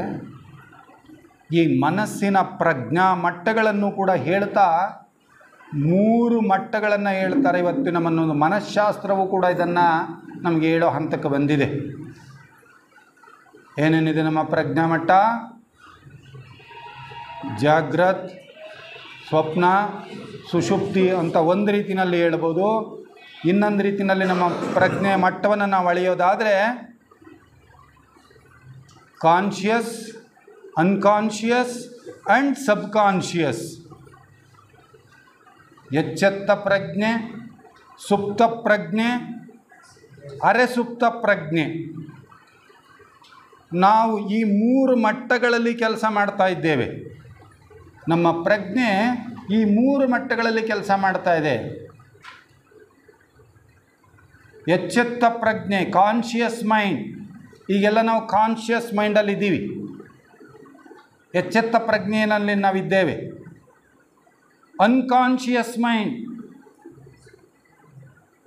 ಈಗ ಕಾನ್ಷಿಯಸ್ ಮೈಂಡ್ ಎಷ್ಟಿದೆ, ಅನ್ಕಾನ್ಷಿಯಸ್ ಮೈಂಡ್ ಎಷ್ಟಿದೆ ಅಂತ ನಾವು ನೋಡಿದ್ರೆ, ನಿಮಗೊಂದು ಉದಾಹರಣೆಯನ್ನು ಕೊಡೋದಾದರೆ, ಒಂದು ದೊಡ್ಡ ಮಂಜುಗಡ್ಡೆಯ ತುಣುಕನ್ನು, ಒಂದು ದಪ್ಪನಾದ ಮಂಜುಗಡ್ಡೆಯ ತುಂಡನ್ನು ನೀರಿನೊಳಗಡೆ ಹಾಕಿದ್ರೆ ಆ ನೀರಿನಲ್ಲಿ ಮುಳುಗಿರುವ ಭಾಗ ಮತ್ತು ತೇಲುವ ಭಾಗ ಎಷ್ಟಿರುತ್ತೆ ಅಂತ ಗೊತ್ತಾ ನಿಮಗೆ?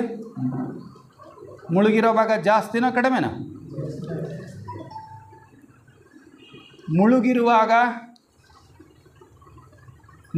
ಭಾಗ ಹೆಚ್ಚು, ಮೇಲೆ ಕಾಣ್ತಾ ಇರುವ ಭಾಗ ಬಹಳ ಕಡಿಮೆ. ಹೌದಾ? ಬಹಳ ಕಡಿಮೆ. ಇದೇ ನಮ್ಮ ಪ್ರಜ್ಞೆಯಲ್ಲಿರುವಂಥ ಸ್ಥಿತಿ. ನಮ್ಮಲ್ಲಿ ಸುಪ್ತ ಪ್ರಜ್ಞೆನೇ ಹೆಚ್ಚಿಗೆ ಇರತಕ್ಕಂಥದ್ದು, ಜಾಗೃತ ಪ್ರಜ್ಞೆ ಇರೋದು ಕೇವಲ ಸ್ವಲ್ಪ ಭಾಗ ಮಾತ್ರವೇ ನಮ್ಮಲ್ಲಿ ಎಚ್ಚರವಾಗಿರುವಂಥದ್ದು. 90% ನಮ್ಮಲ್ಲಿ ಎಚ್ಚರನೇ ಆಗಿಲ್ಲ. We are in deep sleep. ಇನ್ನೊಂದು 10% ನಾವು ಎಚ್ಚರವಾಗಿರೋದು ಮನುಷ್ಯ, ಅಷ್ಟು ಮಾತ್ರ. ಅದಕ್ಕೆ ಅವ್ರು ಹೇಳ್ತಾರೆ, ಎಚ್ಚರ ಆಗಬೇಕು, ಪ್ರಜ್ಞೆ ವಿಶಾಲವಾಗಬೇಕು. ಈ ಎರಡರ ಮಧ್ಯೆ ಇರೋ ಗೆರೆ ಇದೆಯಲ್ಲ, ಅದನ್ನು ಒಡೆದು ಹೋಗಬೇಕದು ಅಂತಾರೆ. ಆ ಎರಡರ ಮಧ್ಯೆ ಒಂದು ವಿಂಗಡಣೆ ಮಾಡುವಂಥ ಯಾವುದೋ ಒಂದು ಕ್ಷೇತ್ರ ಇದೆಯಲ್ಲ, ಅದು ಹೊರಟು ಹೋಗಬೇಕು, ಒಂದೇ ಆಗಬೇಕು ಅಂತಾರೆ. ಒಂದೇ ಆಗಬೇಕು ಅದೆಲ್ಲವೂ ಕೂಡ. ಅವನು ಹುಚ್ಚರಿಗೆ ಸಂಬಂಧಪಟ್ಟವನು ಅಂತ ತೀರ್ಮಾನ ಮಾಡಿದ್ನಂತೆ. ಆದರೆ ಇವತ್ತು 20-21ನೇ ಶತಮಾನಕ್ಕೆ ನಾವು ಬರುವಾಗ ಅದೇ ವಿಜ್ಞಾನ ತನ್ನ ಹೇಳಿಕೆಯನ್ನು ಎಷ್ಟರ ಮಟ್ಟಿಗೆ ಬದಲಾಯಿಸ್ಕೊಂಡಿದೆ ಅಂತ ಹೇಳಿದ್ರೆ, ಮೆದುಳು ಪ್ರಜ್ಞೆಯ ಹೊರಬಾಗಿಲು. ಮೆದುಳು ಪ್ರಜ್ಞೆಯ ಹೊರಬಾಗಿಲು. ಎಲ್ಲ ಧರ್ಮಸ್ಥಳಕ್ಕೆ ಹೋಗ್ತೀರಾ ಮಂಜುನಾಥನ ದರ್ಶನ ಮಾಡಬೇಕು ಅಂತ, ಹೋದ ತಕ್ಷಣ ನಿಮಗೆ ದೊಡ್ಡದಾದ ಒಂದು ದ್ವಾರ ಬಾಗಿಲು ಕಾಣುತ್ತೆ. ನಿಮಗೆ ಸಮಾಧಾನ ಆಗಿ ಅಲ್ಲೇ ಇದ್ದು ಬಿಡ್ತೀರಾ? ಆಯಿತು, ಮಂಜಣ್ಣನ ದರ್ಶನ ಆಯಿತು ಅಂತೇಳಿ ಸುಮ್ಮನಿರ್ತೀರಾ? ಆ ದ್ವಾರ ಬಾಗಿಲನ್ನ ದಾಟಿ ಹೋಗ್ತೀರಾ. ಸುಮಾರು 10 ಸುತ್ತು ಗ್ಯಾಲರಿ ಒಳಗಡೆ ಸೇರಿಕೊಂಡು ಸುತ್ತಿ ಸುತ್ತಿ ಸುತ್ತಿ ಸುತ್ತಿ ಸುತ್ತಿ ಸುಸ್ತಾಗಿ ಕೊನೆಗೆ ಬಸವಳೆದಿರ್ತೀರ. ಅಷ್ಟೊತ್ತು ಮೇಲೆ ನಿಮಗೆ ಮಂಜುನಾಥನ ದರ್ಶನ ಆಗ್ಬೋದು. ಈ ಮಾತಿನಲ್ಲಿ ನೀವು ಅರ್ಥ ಮಾಡ್ಕೊಳ್ಳಿ, ಮೆದುಳು ಪ್ರಜ್ಞೆಯ ಹೊರಬಾಗಿಲು ಅಂದರೆ ಇಲ್ಲಿ ಧರ್ಮಸ್ಥಳದಲ್ಲಿ ಹೋಗಿ ಇಳಿದು ನೀವು ದೊಡ್ಡದೊಂದು ಬಾಗಿಲು ನೋಡಿದ್ರಲ್ಲ, ಅದು ಮೆದುಳು. ಅಷ್ಟು ಕೆಪಾಸಿಟಿ ಮೆದುಳಿಗಿರೋದು. ಅಂದರೆ ಅರ್ಥ, ಈ ಮೆದುಳಿನ ಮಟ್ಟದಲ್ಲೇ ನಾವಿದ್ದರೆ ನಾವು ಪ್ರಜ್ಞೆಯ ಪೂರ್ಣ ಅವಸ್ಥೆಯನ್ನು ಪರಿಚಯ ಮಾಡಿಕೊಳ್ಳೋದಕ್ಕೆ ಸಾಧ್ಯವೇ ಇಲ್ಲ. ಇದನ್ನು ವಿಜ್ಞಾನ ಸಿದ್ಧಾಂತ ಮಾಡಿತು. ಇದನ್ನು ಬರೀ ಹೇಳಿಕೆಯಲ್ಲ, ಇದು ನಿಮ್ಮೆಲ್ಲರಿಗೂ ಪರಿಚಯ ಮಾಡಿಸುವಷ್ಟು ಇವತ್ತು ಜನಜನಿತವಾಗಿದೆ ವಿಜ್ಞಾನದ ಸಂಶೋಧನೆ. ಸುಪ್ತಾವ್ಯಾಹನೆ ಅನ್ನೋ ಪದವನ್ನು ಕೇಳಿದ್ದೀರಾ? ಹಿಪ್ನಾಟಿಸಮ್ ಪದ ಕೇಳಿರ್ತೀರಿ ಸಾಮಾನ್ಯ ಎಲ್ಲರೂ ಕೂಡ, ಭಾಳಷ್ಟು ಜನ ಕೇಳಿರಿ. ಸೊ ಏನದು ಹಿಪ್ನಾಟಿಸಮ್ ಅಂದರೆ ಏನು? ಅವಶೀಕರಣ, ಸರಿ, ಅದು ಟ್ರಾನ್ಸ್ಲೇಷನ್ ಆಯಿತು. ಅದರ ಅರ್ಥ ಏನದು? ಹೌದು, ಎಲ್ಲ ಉತ್ತರಗಳೇ ಸರಿ. ಆದರೆ ಅದನ್ನು ಹೀಗೆ ಅರ್ಥ ಮಾಡ್ಕೋಬೇಕಾಗ್ತದೆ. ಆ ವಶೀಕರಣ ಮಾಡ್ತಕ್ಕಂಥವನಿದನಲ್ಲ, ಹಿಪ್ನಾಟಿಸಿಸ್ಟ್ ಇದನ್ನಲ್ಲ, ಅವನು ಏನು ಮಾಡ್ತಾನೆ ಅಂದರೆ, ನಮ್ಮ ಕಾನ್ಷಿಯಸ್ ಮೈಂಡ್ ಇದೆಯಲ್ಲ, ನಮ್ಮ ಎಚ್ಚೆತ್ತ ಪ್ರಜ್ಞೆ ಇದೆಯಲ್ಲ, ಎಚ್ಚೆತ್ತ ಪ್ರಜ್ಞೆನ ಅವನೇನು ಮಾಡ್ತಾನೆ? ಸುಮ್ಮನೆ ಮಾಡ್ತಾನೆ, ಮಲಗಿಸ್ತಾನೆ. ಲಾಲಿ ಆಡಿಬಿಟ್ಟು ಅವನು ಲಾಲಿ ಕಲ್ತ್ಕೊಂಡಿದ್ದಾನೆ, ಅವನದೇ ಆದ ಭಾಷೆನಲ್ಲಿ ಏನೇನೋ ಲಾಲಿ ಆಡ್ತಾನೆ. ಆ ಲಾಲಿ ಕೇಳ್ತಾ ಕೇಳ್ತಾ ಕೇಳ್ತಾ ನಮ್ಮ ಕಾನ್ಷಿಯಸ್ ಮೈಂಡ್ ಇದೆಯಲ್ಲ, ಅದೇನಾಗುತ್ತೆ? ಸುಮ್ಮನಾಗುತ್ತೆ. ಯಾವಾಗ ಇದು ಸುಮ್ಮನಾಯಿತೋ ಆಗ ಇನ್ನೊಂದು ಎಚ್ಚರವಾಗುತ್ತೆ. ಯಾವುದದು? ಸಬ್ ಕಾನ್ಷಿಯಸ್ ಅಂತ ಇದ್ರಲ್ಲ, ಅಥವಾ ಅನ್ಕಾನ್ಷಿಯಸ್ ಅಂತ ನಾವೇನು ಹೇಳಿದ್ವಲ್ಲ, ಆ ಅನ್ಕಾನ್ಷಿಯಸ್ ಆವಾಗ ಎಚ್ಚರವಾಗೋದಕ್ಕೆ ಶುರುವಾಗ್ತದೆ. ಇದು ಆರ್ಟಿಫಿಷಿಯಲ್ ಮೆಥಡ್. ಇದು ಅವನು ಇದನ್ನು ಮಲಗಿಸ್ತಾನೆ, ಅದು ಎಚ್ಚರ ಆಗುತ್ತೆ. ಆಮೇಲೆ ಅವನಿಗೆ ಅದನ್ನು ಏಳಿಸೋದು ಗೊತ್ತು, ಇದನ್ನು ಕಾನ್ಷಿಯಸ್ ಮೈಂಡ್ನ. ಸೊ ಈ ಕೊನೆಯಲ್ಲಿ ಅವನ ಕೆಲಸ ಎಲ್ಲ ಮುಗಿದ್ಮೇಲೆ ಕಾನ್ಷಿಯಸ್ ಮೈಂಡನ್ನು ಏಳಿಸ್ತಾನೆ. ಆವಾಗ ಮತ್ತೆ ಅನ್ಕಾನ್ಷಿಯಸ್ ಮೈಂಡ್ ಏನು ಮಾಡುತ್ತೆ? ಮಲ್ಕೊಳ್ಳುತ್ತೆ ತನ್ನ ಪಾಡಿಗೆ ತಾನು.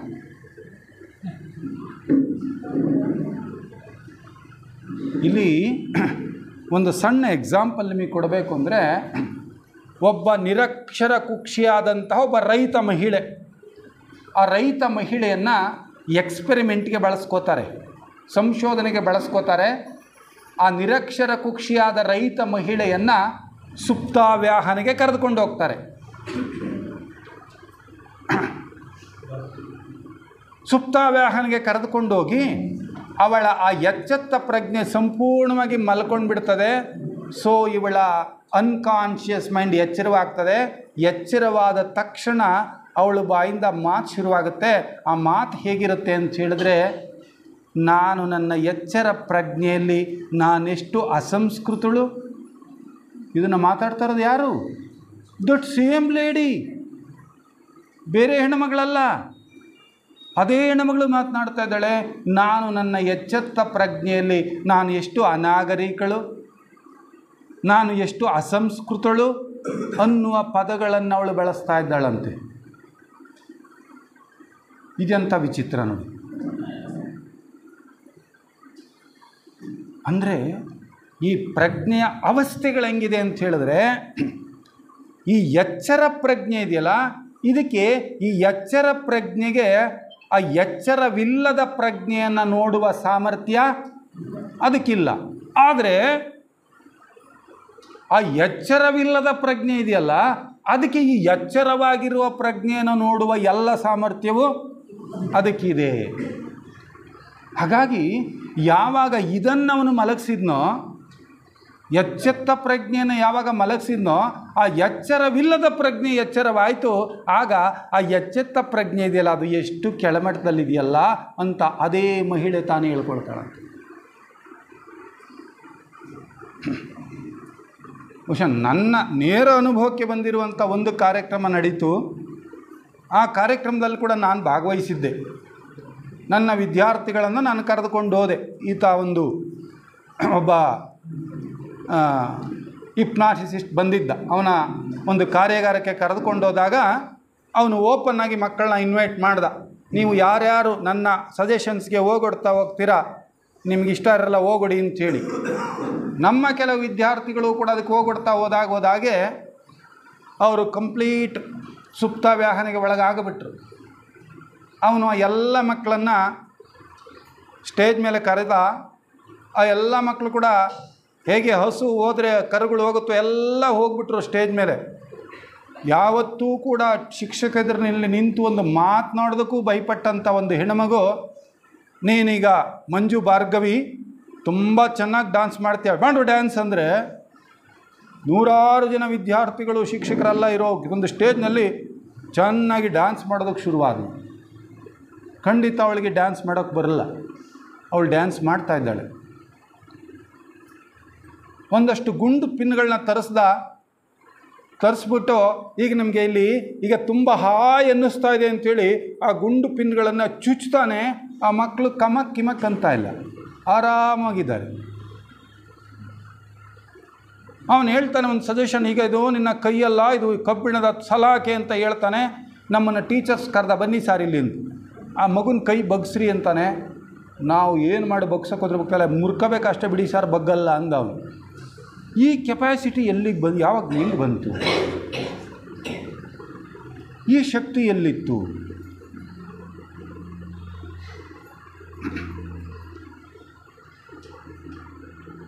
ಇಂತಹ ಶಕ್ತಿಗಳು ನಮ್ಮ ಒಳಗಡೆ ಇದ್ದಾವೆ. ಕಣ್ಣುಗಳನ್ನು ಪೂರ್ಣವಾಗಿ ಕಟ್ಟಿ ಎಲ್ಲ ಲೈಟ್ಗಳನ್ನ ಆಫ್ ಮಾಡಿ ಅವನ ಕೈಗೆ ಒಂದು ಪುಸ್ತಕವನ್ನು ಕೊಟ್ಟಿದ್ದನ್ನು ಓದು ಅಂತೇಳಿದ್ರೆ, ಈ can read without light, without ice even. How it is possible? ಹೇಗೆ ಸಾಧ್ಯ ಅದು? ಅದು ನಮ್ಮ ಪ್ರಜ್ಞೆಗೆ ಸಾಧ್ಯ. ಅದನ್ನೇ ನಾವಿವತ್ತು ಕ್ಲೇರ್ವಾಯಂಟ್ ಅಂತಕ್ಕಂಥದ್ದು, ದಿವ್ಯ ದೃಷ್ಟಿ, ದಿವ್ಯ ಶ್ರವಣ ಅಂತೆಲ್ಲ ಕರಿತೀವಲ್ಲ, ಇದು ಎಲ್ಲರಿಗೂ ಸಾಧ್ಯ. ಯಾರೋ ಕೆಲವರಿಗೆ ಮಾತ್ರ ಅಂತ ಇಲ್ಲ. ಯಾರು ಸಾಧನೆ ಮಾಡ್ತಾರೋ ಅವರೆಲ್ಲರಿಗೂ ಎಟಕಬಹುದಾದಂತಹ ಒಂದು ಸ್ಥಿತಿಗಳಿದು. ಹಾಗಾಗಿ ಪ್ರಜ್ಞೆಯನ್ನು ನೀವು ವಿಶಾಲ ಮಾಡ್ಕೊಳ್ತಾ ಹೋಗ್ರಿ ಎಂದು. ಆದರೆ ನಮ್ಮಲ್ಲಿ ಏನಾಗಿದೆ ಸಮಸ್ಯೆ ಅಂತ ಹೇಳಿದ್ರೆ, ನಾವು ನಮ್ಮ ಪ್ರಜ್ಞೆಯನ್ನು ಕೇವಲ ಈ ಐಹಿಕ ಈ ಇಂದ್ರಿಯ ಗೋಚರ ಪ್ರಪಂಚದ ಮಟ್ಟದಲ್ಲೇ ನಾವು ಬದುಕ್ತಾ ಇರೋದ್ರಿಂದ ಅದರ ಆಚೆದು ನಮಗೆ ಗೊತ್ತಾಗ್ತಾ ಇಲ್ಲ, ಆಚೆದು ಗೊತ್ತಾಗ್ತಾ ಇಲ್ಲ ನಮಗೆ. ಅದಕ್ಕೆ ಅವರು ಹೇಳ್ತಾರೆ, ಇವತ್ತೇನಾಗಿದೆ,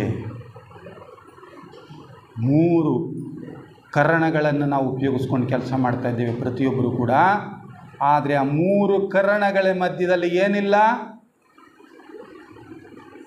ಒಂದರ ಜೊತೆಗೆ ಮತ್ತೊಂದು ಸಮರಸವಾಗಿಲ್ಲ.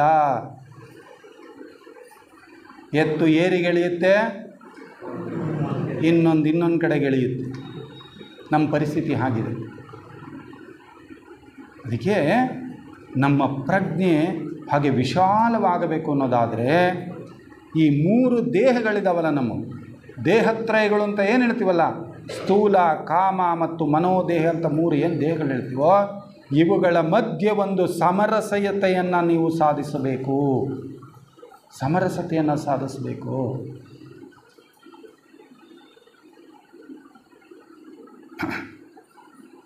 ಈಗೇನಾಗಿದೆ ನಮ್ಮಲ್ಲಿ, ನಮ್ಮ ಹೈಯರ್ ಕಾನ್ಷಿಯಸ್ ಒಂದನ್ನು ಹೇಳುತ್ತೆ, ಲೋಯರ್ ಕಾನ್ಷಿಯಸ್ ಅಂದರೆ ಲೋಯರ್ ಮೈಂಡ್ ಇನ್ನೊಂದನ್ನು ಹೇಳುತ್ತೆ, ನಮ್ಮ ಆಸ್ಟ್ರಲ್ ಬಾಡಿ ಮತ್ತೊಂದನ್ನು ಹೇಳುತ್ತೆ. ಇವುಗಳ ಮಧ್ಯದಲ್ಲಿ ಎರಕ ಇಲ್ಲ, ಸಾಮರಸ್ಯ ಇಲ್ಲ.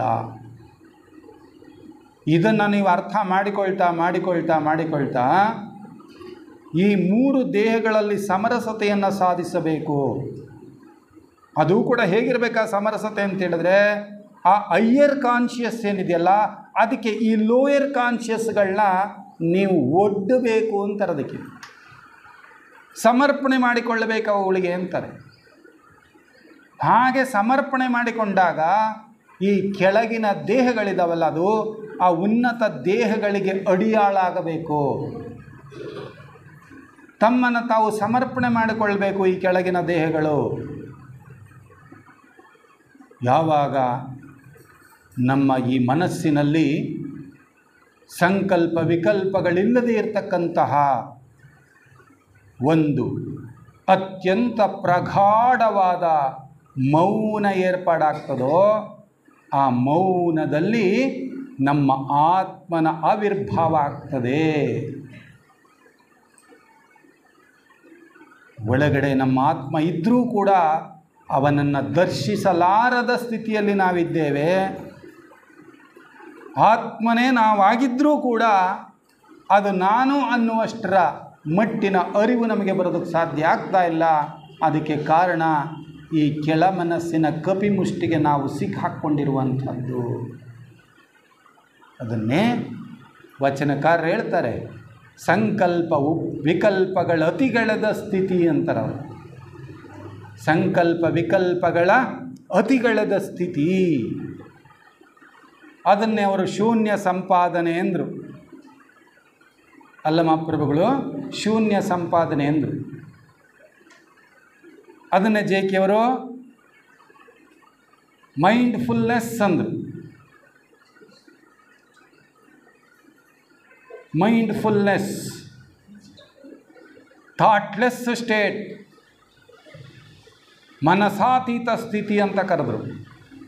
ಅಂತಹ ಸ್ಥಿತಿಯಲ್ಲಿ ಒಂದು ಅಲೆಗಳೇ ಇಲ್ಲದ ಸರೋವರದಲ್ಲಿ ಆ ಸೂರ್ಯ ಬಿಂಬದ ಪ್ರಕಾಶವನ್ನು ಅಥವಾ ಸೂರ್ಯ ಬಿಂಬವನ್ನು ನಾವು ಹೇಗೆ ಯಥಾವತ್ತಾಗಿ ದರ್ಶಿಸಬಹುದೋ ಹಾಗೆ ನಮ್ಮ ಮನಸ್ಸೆಂಬ ಸರೋವರದಲ್ಲೂ ಕೂಡ ಈ ಸಂಕಲ್ಪ ವಿಕಲ್ಪಗಳೆಂಬ ಅಲೆಗಳು ಇಲ್ಲದೇ ಇದ್ದಾಗ ಆ ಆತ್ಮನ ಪ್ರತಿಬಿಂಬವನ್ನು ನಾವು ಸಾಕ್ಷಾತ್ತಾಗಿ ನೋಡೋದಕ್ಕೆ ಸಾಧ್ಯವಾಗ್ತದೆ. ಆದರೆ ಇವತ್ತು ನಮ್ಮ ಮನಸ್ಸಿನಲ್ಲಿ ಆಗಿದೆಯೋ? ನಮ್ಮ ಮನಸ್ಸಾಗಿದೆಯೋ? ಇದೆಯಾ? ಇಲ್ಲ.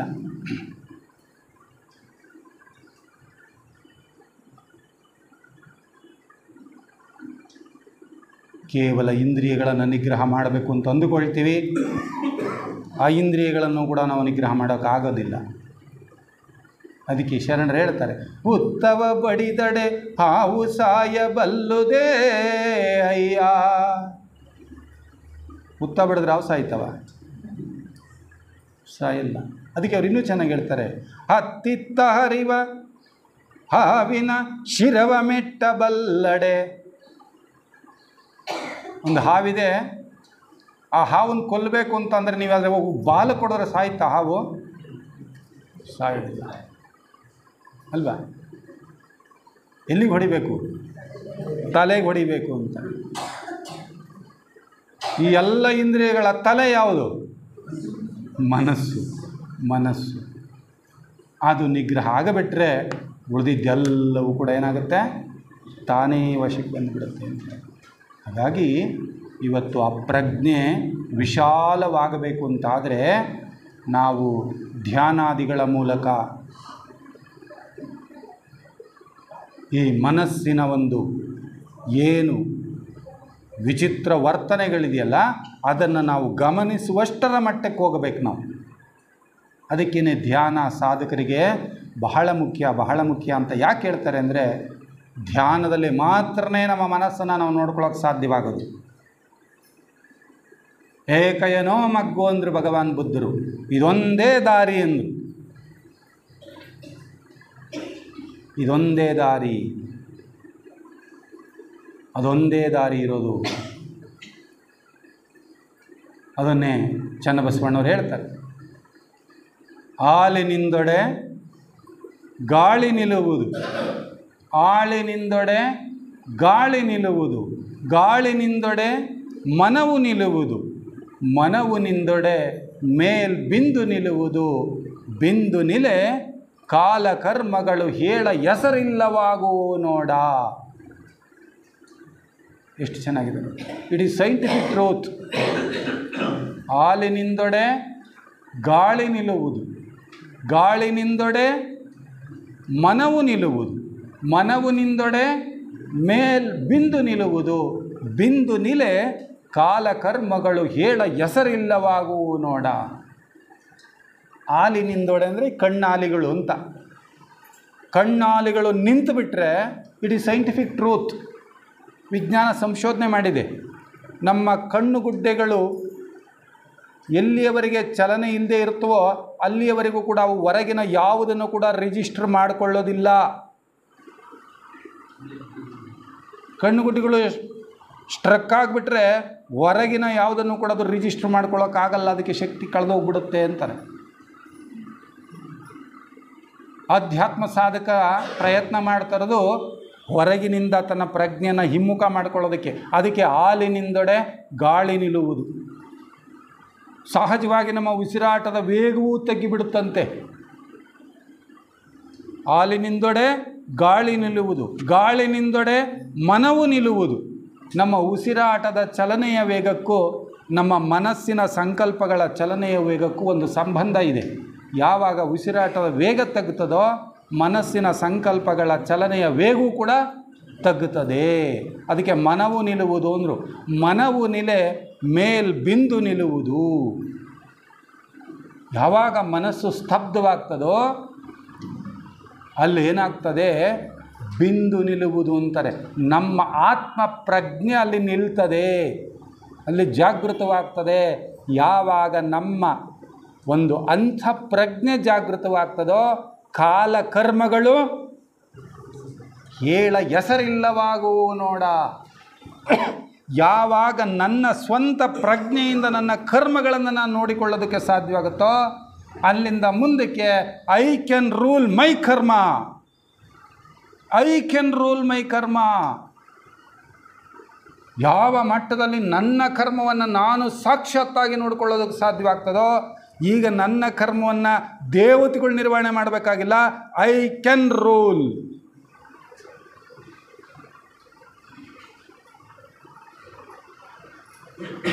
ಅಂಥ ಸಾಮರ್ಥ್ಯ ಬರ್ತದೆ ಮನುಷ್ಯನಿಗೆ. ಇದು ಅಹಂಕಾರದ ಮಾತಲ್ಲ. ಐ ಕ್ಯಾನ್ ರೂಲ್ ಅನ್ನೋ ಮಾತಿದೆಯಲ್ಲ ಅದು ಅಹಂಕಾರದ ಪರಮಾವಧಿ ಅಲ್ಲ, ಸತ್ಯ ಸಾಕ್ಷಾತ್ಕಾರದ ಪರಮಾವಧಿ. ಅವನಿಗಿನ್ನ ತನ್ನ ಕರ್ಮ ಗೊತ್ತಾದಾಗ ಅದನ್ನು ವಿರೋಧಿಸಕ್ಕೆ ಹೋಗೋದಿಲ್ಲ. ಅವನು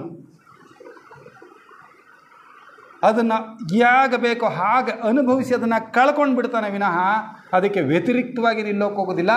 ಸೊ ಅವನು ಆಳ್ತಾನೆ ಅನ್ನೋದರ ಅರ್ಥ ಅವನು ಹೇಗೆ ಬೇಕೋ ಅದನ್ನು ಖಾಲಿ ಮಾಡ್ಕೊಳ್ತಾನೆ, ಬೇಬಾಕಿ ಮಾಡ್ಕೊಂಡು ಬಿಡ್ತಾನೆ. ಅದು ಉನ್ನತ ಪ್ರಜ್ಞೆ ಮಟ್ಟದಲ್ಲಿ ನಡೆಯೋದು. ಅದಕ್ಕೆ ಅವ್ರು ಏನು ಹೇಳಿದರು, ಬಿಂದು ನಿಲೆ ಕಾಲಕರ್ಮಗಳು ಹೇಳ ಹೆಸರೆಲ್ಲವಾಗುವು ನೋಡ.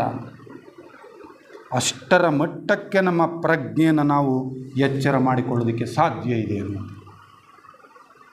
ಸೋದರೇ, ಈ ಒಂದೊಂದು ಆಯಾಮಗಳನ್ನು physical plane, astral plane, mental plane, ಇದು ಒಂದರಿಂದ ನಾವು ಮೇಲಕ್ಕೆ ಹೋದಾಗ ಮೇಲೆ ನಿಂತು ಕೆಳಗಿನ ಒಂದು ಪ್ಲೇನನ್ನು ನೋಡಿಕೊಂಡಾಗ ಅದರ ಮೇಲಿನ ಪರಿಮಿತಿ ನನಗೆ ಅರ್ಥವಾಗ್ತದೆ. ಆ ಪರಿಮಿತಿ ನನಗೆ ಅರ್ಥ ಆದ ತಕ್ಷಣ ನಾನು ಇದರ ಟೊಳ್ಳುತನವನ್ನು ನಾನು ಅರ್ಥ ಮಾಡ್ಕೊಳ್ತೀನಿ. ಅಂದರೆ ಇನ್ನು ಮುಂದೆ ನಾನು ಅದಕ್ಕೆ ವಶವರ್ತಿ ಆಗೋದಿಲ್ಲ, ಅದನ್ನು ನನ್ನ ವಶದಲ್ಲಿ ನಾನು ಇಟ್ಕೊಳ್ತೀನಿ. ಇದಾಗಬೇಕಾಗಿರುವಂಥದ್ದು ಸಾಧಕನ ಜೀವನದಲ್ಲಿ. ಹೀಗೆ ನಾನು ನನ್ನ ಪ್ರಜ್ಞೆಯನ್ನು ಘಟ್ಟವಾಗಿ ಅಂತಸ್ತುವಾರಾಗಿ ಮೇಲಕ್ಕೆ ಕರೆದುಕೊಂಡು ಹೋಗ್ತೀನಿ ಅಂತ ಹೇಳಿದ್ರೆ, ಆಗ ಆ ಕೆಳಗಿನ ಪ್ರಜ್ಞೆ ಅಧೀನ ಪ್ರಜ್ಞೆ ಆಗ್ತಾ ನಾನು ಪ್ರಜ್ಞಾನ ಘನನೇ ಆಗುವಂತಹ ಎಲ್ಲ ಸಾಮರ್ಥ್ಯ ನನಗಿದೆ. ಅಷ್ಟರ ಮಟ್ಟಿಗೆ ನಮ್ಮ ಪ್ರಜ್ಞೆನ ವಿಶಾಲ ಮಾಡಿಕೊಳ್ಬೇಕು ಅಂತ ಹೇಳ್ತಾ ನಾನು ಆ ಒಂದನೇದನ್ನು ನಿಲ್ಲಿಸ್ಬಿಡ್ತೀನಿ. ನನಗೆ the law of larger consciousness. ಇನ್ನು ಎರಡನೇ ವಿಷಯ, ದಿ ಲಾ ಆಫ್ ಡ್ಯೂಟಿ, ಕರ್ತವ್ಯದ ನಿಯಮ. ಅದನ್ನು ಅವರು ಪ್ರಸ್ತಾಪ ಮಾಡ್ತಾ ಹೇಳ್ತಾರೆ, ನಮ್ಮ ಪ್ರಜ್ಞೆಯನ್ನು ನಾವು ನಿಜವಾದ ಅರ್ಥದಲ್ಲಿ ವಿಕಾಸ ಮಾಡಿಕೊಳ್ಳಬೇಕಾದ್ರೆ ನಾವಿಡಬೇಕಾದಂಥ ಮೊಟ್ಟ ಮೊದಲನೇ ಹೆಜ್ಜೆಯೇ ದಿ ಲಾ ಆಫ್ ಡ್ಯೂಟಿ. ಈ ಪ್ರಜ್ಞೆಯ ವೈಶಾಲ್ಯತೆಗೆ ನೀನು ಪ್ರಯತ್ನಿಸುವುದಾದರೆ ಆ ನಿಟ್ಟಿನಲ್ಲಿ ನೀನಿಡಬಹುದಾದ ಮೊದಲನೆಯ ಹೆಜ್ಜೆಯೇ ನಿನ್ನ ಕರ್ತವ್ಯ ಅಂತಾರೆ. ಕರ್ತವ್ಯ, ಡ್ಯೂಟಿ. ಏನದು ಕರ್ತವ್ಯ? ಕರ್ತವ್ಯಗಳನ್ನು ಕೂಡ ವಿಭಾಗವಾರುಗಳಾಗಿ ವಿಭಾಗಿಸ್ತಾ ಹೋಗ್ತಾರೆ. ನನ್ನ ವಿಕಾಸದ ಒಂದು ಮಟ್ಟದಲ್ಲಿರಬಹುದಾದ ಕರ್ತವ್ಯವೇ ಬೇರೆ, ವಿಕಾಸದ ಇನ್ನೊಂದು ಮಜಲಿನಲ್ಲಿ ನನ್ನ ಕರ್ತವ್ಯವೇ ಬೇರೆ ಆಗ್ತಾ ಹೋಗ್ತದೆ. ಕರ್ತವ್ಯ ಅಂದ ತಕ್ಷಣ ಎಲ್ಲರಿಗೂ ಒಂದೇ ವಿಧವಾದ ಕರ್ತವ್ಯ ಅಂತ ನಾವು ಹೇಳೋಕ್ಕಾಗೋದಿಲ್ಲ. ಅದನ್ನೇ ಕೃಷ್ಣ ಭಗವಂತ ಗೀತನಲ್ಲಿ ಹೇಳಿದರು, ಸ್ವಧರ್ಮೇ ನಿಧನಂ ಶ್ರೇಯ ಪರಧರ್ಮ ಭಯಾವಹ. ಅದನ್ನು ಬೇರೆ ಬೇರೆ ಥರದಲ್ಲಿ ಅರ್ಥ ಮಾಡ್ಕೊಂಡ್ವಿ ನಾವು. ಹಿಂದೂ ಧರ್ಮ, ಕ್ರಿಶ್ಚಿಯನ್ ಧರ್ಮ, ಮುಸ್ಲಿಂ ಧರ್ಮ, ಆ ಧರ್ಮ, ಈ ಥರ ಅರ್ಥ ಮಾಡ್ಕೊಂಡ್ವಿ. ಖಂಡಿತ ಅದಲ್ಲ. ಸ್ವಧರ್ಮ ಅಂದರೆ ಏನಪ್ಪ ಅಂದರೆ ಡ್ಯೂಟಿ ಮತ್ತು ನನ್ನ ಒಂದು ಏನು ಕರ್ತವ್ಯ ಇದೆಯಲ್ಲ ಅದೆರಡನ್ನೂ ಒಟ್ಟಿಗೆ ತರ್ತಾರೆ. ನನ್ನ ನಿಜವಾದ ಕರ್ತವ್ಯ ಇದೆಯಲ್ಲ ಅದೇ ನನ್ನ ಧರ್ಮ. ಧರ್ಮ ಮತ್ತು ಕರ್ತವ್ಯವನ್ನು ಬೇರೆ ಬೇರೆ ಮಾಡೋಕ್ಕಾಗಲ್ಲ. We can't separate them. ನನ್ನ ಕರ್ತವ್ಯವೇ ನನ್ನ ಧರ್ಮವೂ ಆಗಿರುತ್ತೆ ಅಂತ. ಈಗ ಯುದ್ಧರಂಗದಲ್ಲಿ ಹೋರಾಡಬೇಕಾದದ್ದು ಒಬ್ಬ ಸೈನಿಕ, ಅಯ್ಯೋ ನಾನು ಹಿಂಸವಾದಿ, ನನ್ನ ಎದುರುಗಡೆ ಇರುವಂಥ ಶತ್ರು ಸೈನಿಕರ ಮೇಲೆ ನಾನು ಬಾಣ ಪ್ರಯೋಗ ಮಾಡೋದಿಲ್ಲ ಅಥವಾ ನಾನು ನನ್ನ ಟ್ರಿಗರ್ ಒತ್ತೋದಿಲ್ಲ ಅಂತ ಹೇಳಿದ್ರೆ it is not is duty. ಅದು ಅವನ ಧರ್ಮ ಅಲ್ಲ. ಯುದ್ಧರಂಗದಲ್ಲಿ ಅವನು ನಿಂತಿದ್ದಾನೆ ಅಂತ ಹೇಳಿದ್ಮೇಲೆ ಅದು ಅಹಿಂಸೆ ಹಾಗೆ ಹೀಗೆ ಕತೆ ಅವನು ಹೇಳಬೇಕಾದ್ದಿಲ್ಲ. ಈಗ ಅವನ ಧರ್ಮ ಯಾವುದು, ಅವನ ಕರ್ತವ್ಯ ಯಾವುದು? ಈ ಯುದ್ಧ ಮಾಡಲೇಬೇಕು. ಅದು ಅವನ ಧರ್ಮ, ಅವನ ಕರ್ತವ್ಯ. ಅದಕ್ಕೆ ಧರ್ಮ ಮತ್ತು ಕರ್ತವ್ಯನ ಬೇರೆ ಬೇರೆ ಮಾಡೋಕ್ಕಾಗೋದಿಲ್ಲ. ಹಾಗೆಯೇ ಒಬ್ಬ ವೈದ್ಯನ ಧರ್ಮ ಬೇರೆ, ವೈದ್ಯನ ಕರ್ತವ್ಯ ಬೇರೆ. ತಂದೆಯ ಧರ್ಮ ಬೇರೆ, ತಾಯಿಯ ಧರ್ಮ ಬೇರೆ. ತಾಯಿ ರುಚಿಯಾಗಿ ಮಗುಗೆ ಅಡುಗೆ ಮಾಡೋಕೋದು ಅವಳ ಧರ್ಮ ಆದರೆ, ಕಷ್ಟಪಟ್ಟು ದುಡಿದು ತಂದು ಹಾಕಬೇಕಾದ್ದು ತಂದೆಯ ಧರ್ಮ. ಅದು ಇಟ್ ಇಸ್ ಹಿಸ್ ಡ್ಯೂಟಿ. ಒಬ್ಬ ಶಿಕ್ಷಕನ ಧರ್ಮ ಬೇರೆ.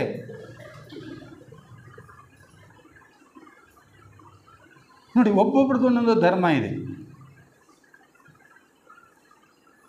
ಇದು ಧರ್ಮ ಅಂತ ಹೇಳಿದ್ರೆ ಕರ್ತವ್ಯ, ಧರ್ಮ ಇದನ್ನು ಬೇರೆ ಬೇರೆ ಮಾಡೋಕ್ಕಾಗೋದಿಲ್ಲ. ಇದು ಒಂದು ರೀತಿ ಆದರೆ ಇನ್ನೊಂದಿದೆ ಸಾರ್ವತ್ರಿಕ ಧರ್ಮ ಅಂತೇಳಿ. ಆ ಸಾರ್ವತ್ರಿಕ ಧರ್ಮವನ್ನು ನಾವು ಪ್ರಸ್ತಾಪ ಮಾಡುವಾಗ ವಿಕಾಸದ ಯಾವ ಹಂತದಲ್ಲಿ ನಾನಿದ್ದೇನೆ, ಈ ಹಂತದಲ್ಲಿ ನನ್ನ ಕರ್ತವ್ಯ ಏನು, ವಾಟ್ ಈಸ್ ಮೈ ರೆಸ್ಪಾನ್ಸಿಬಿಲಿಟಿ ಅಂತ ಅವನು ಅರ್ಥ ಮಾಡ್ಕೊಳ್ಬೇಕಾಗ್ತದೆ. ಒಬ್ಬ ಸಾಮಾನ್ಯ ಹೆಣ್ಣುಮಗಳು ಅಥವಾ ಒಬ್ಬ ಸಾಮಾನ್ಯ ಮನುಷ್ಯ ಯಾರೋ ದಾರಿ ಹೋಕನಿಗೆ ಹಸಿದಾಗ ಒಂದು ಊಟ ಹಾಕೋದೇ ಅವನಿಗೆ ಧರ್ಮ, ಅವನ ಕರ್ತವ್ಯ ಅಂತಾಗಿದ್ದರೆ, ಒಬ್ಬ ಸಾಧನೆಯಲ್ಲಿ ಮುಂದುವರೆದಂಥ ವ್ಯಕ್ತಿಗೆ ಅದಷ್ಟು ಮಾತ್ರ ಒಂದು ಧರ್ಮ ಆಗಲಿಲ್ಲ. ಒಂದು ಕಡೆ ಒಂದು ಗಾದೆ ಮಾತು ಹೇಳ್ತಾರೆ, ನೀನು ಅವನಿಗೆ ಒಂದೊತ್ತು ಊಟ ಕೊಡೋದಕ್ಕಿನ್ನ ಅವನಿಗೆ ಮೀನು ಹಿಡಿಯೋದು ಕಲಿಸ್ಬಿಡಪ್ಪ ಅಂದು. ನೀನು ಅವನಿಗೆ ಒಂದೊತ್ತು ಊಟ ಕೊಡೋದು ನಿಲ್ಲಿಸ್ಬಿಟ್ಟು ಅವನಿಗೆ ಮೀನು ಹಿಡಿಯೋದು ಕಲಿಸು ಅಂದರು. ಅಂದರೆ ಬೇರೆ ಧರ್ಮದ ಇದೋದು ವಿಚಾರ. ಅಂದರೆ ಏನರ್ಥ ಅವನಿಗೆ ಮೀನು ಹಿಡಿಯೋದು ಕಲಿಸು ಅಂದರೆ, ಈಗ ನೀವು ಒಂದೊತ್ತು ಊಟ ಕೊಟ್ಬಿಟ್ರಿ, ಈಗ ಹೊಟ್ಟೆ ತುಂಬಿಡ್ತು, ಇನ್ನೊಂದು 3-4 ಅವರ್ಸ್ ಕಳೆದ್ರೆ ಮತ್ತೆ ಅವ್ನಿಗೆ ಹಸಿವಾಗುತ್ತೆ. ನೀವು ಮತ್ತೆ ಊಟ ಕೊಡ್ತೀರಾ, ಇನ್ನೊಂದ್ಸಲ ಬಂದು ಕೇಳಿದ್ರೆ ಹೋಗಯ್ಯ ಮುಂದೆ ಅಂತೀರ. ಅದೇ ಅವನಿಗೆ ಮೀನು ಹಿಡಿಯೋದು ಕಲಿಸ್ಬಿಡಿ ಅನ್ನೋದ್ರ ಅರ್ಥ ಅವನಿಗೊಂದು ಉದ್ಯೋಗ ಕಲಿಸ್ಬಿಡಿ, ಒಂದು ಕೆಲಸ ಕಲಿಸ್ಬಿಡಿ. ಅವನಿಗೆ ಏನಾಯಿತು, ಅವನ ಅನ್ನವನ್ನು ಇನ್ನು ಅವನೇ ದುಡ್ಕೊಳ್ತಾನೆ. ನೋಡಿ, ಅಲ್ಲಿ ಧರ್ಮ ಬೇರೆ ಆಯಿತು. ಹೊಟ್ಟೆಗೆ ಹಸಿದಾಗ ಊಟ ಕೊಟ್ಟಿದ್ದು ತಪ್ಪು ಅಂತಲ್ಲ, ಆದರೆ ಅದಕ್ಕಿಂತ ಒಂದು ಹೈಯರ್ ಧರ್ಮ ಇದೆ, ಅವನಿಗೊಂದು ಕಸಬನ್ನು ಕಲಿಸುವಂಥದ್ದು ಅಂತೇಳಿ.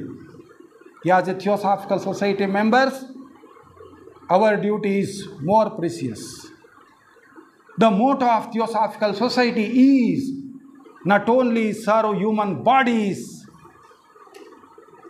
Serve to human souls.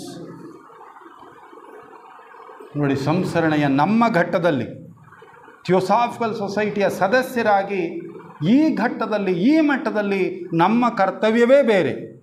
ಅದನ್ನು ಹೇಳಿದ್ದು, the motto of theosophical society is not only serve human bodies, to serve human souls.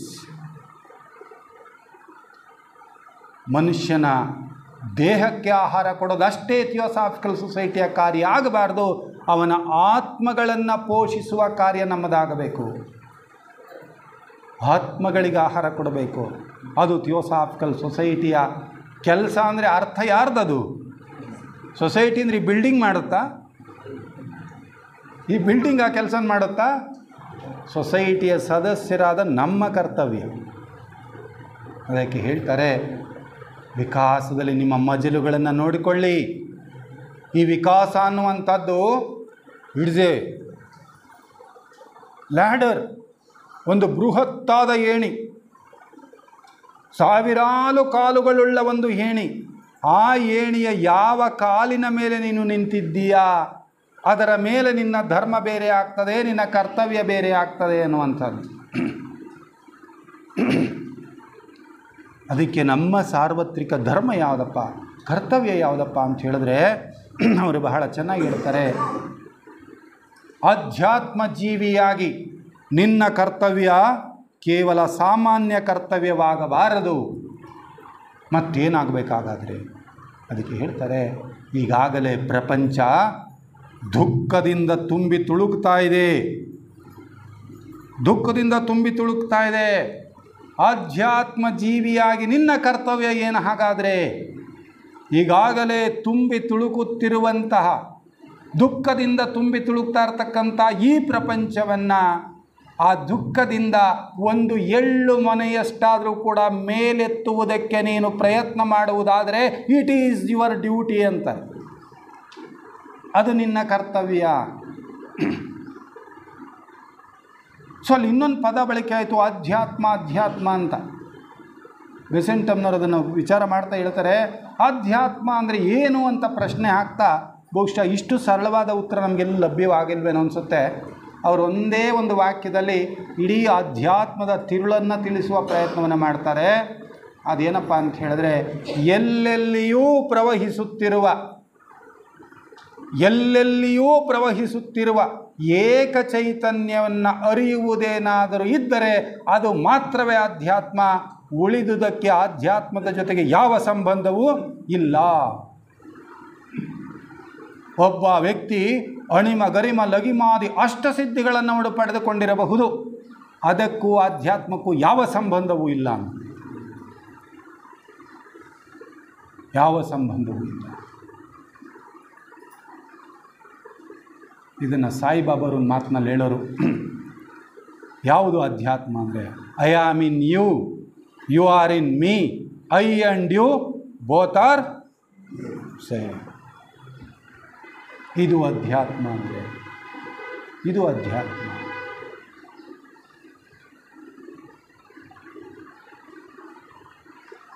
ಈ ಮಟ್ಟಕ್ಕೆ ನಮ್ಮ ಪ್ರಜ್ಞೆ ಏರೋದಿದ್ರೆ ಅದು ಆಧ್ಯಾತ್ಮ ಅಂದರು. ಅದಕ್ಕೆ ಯಜ್ಞಾವಲ್ಕರನ್ನು ಮೈತ್ರೇಯಿ ಕೇಳ್ಕೊಳ್ತಾಳಂತೆ, ಸ್ವಾಮಿ ಈ ಆಧ್ಯಾತ್ಮದ ಉನ್ನತ ತತ್ವಗಳನ್ನು ನನ್ನ ಕೈನಲ್ಲಿ ಜೀರ್ಣಿಸ್ಕೊಳ್ಳೋಕ್ಕಾಗ್ತಾ ಇಲ್ಲ ಸ್ವಾಮಿ, ಇದನ್ನು ನನ್ನ ಮಟ್ಟಕ್ಕೆ ನನಗೊಂದು ಚೂರು ತಿಳಿಸ್ಕೊಡ್ತೀರಾ ಅಂತ ಯಾಜ್ಞಾವಲ್ಕರನ್ನು ಮೈತ್ರೇಯಿ ಕೇಳ್ಕೋತಾರಂತೆ. ಆಗ ಯಾಜ್ಞಾವಲ್ಕರ ಹೇಳ್ತಾರೆ, ನೋಡು ಪ್ರಿಯಳೇ, ಗಂಡನಿಗೋಸ್ಕರ ಗಂಡನಲ್ಲ, ಗಂಡನಲ್ಲಿರುವ ಆತ್ಮನಿಗೋಸ್ಕರ ಗಂಡನನ್ನು ಪ್ರೀತಿಸುವುದು.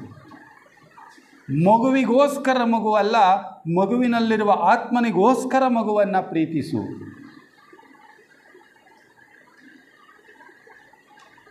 ಇದನ್ನು ನೀವು ಹೆಂಗಾರು ಬೆಳೆಸ್ಕೋತಾ ಹೋಗ್ರಿ. ಇದು ನಿಜವಾಗಲೂ ಅಧ್ಯಾತ್ಮ ಅಂದರೆ.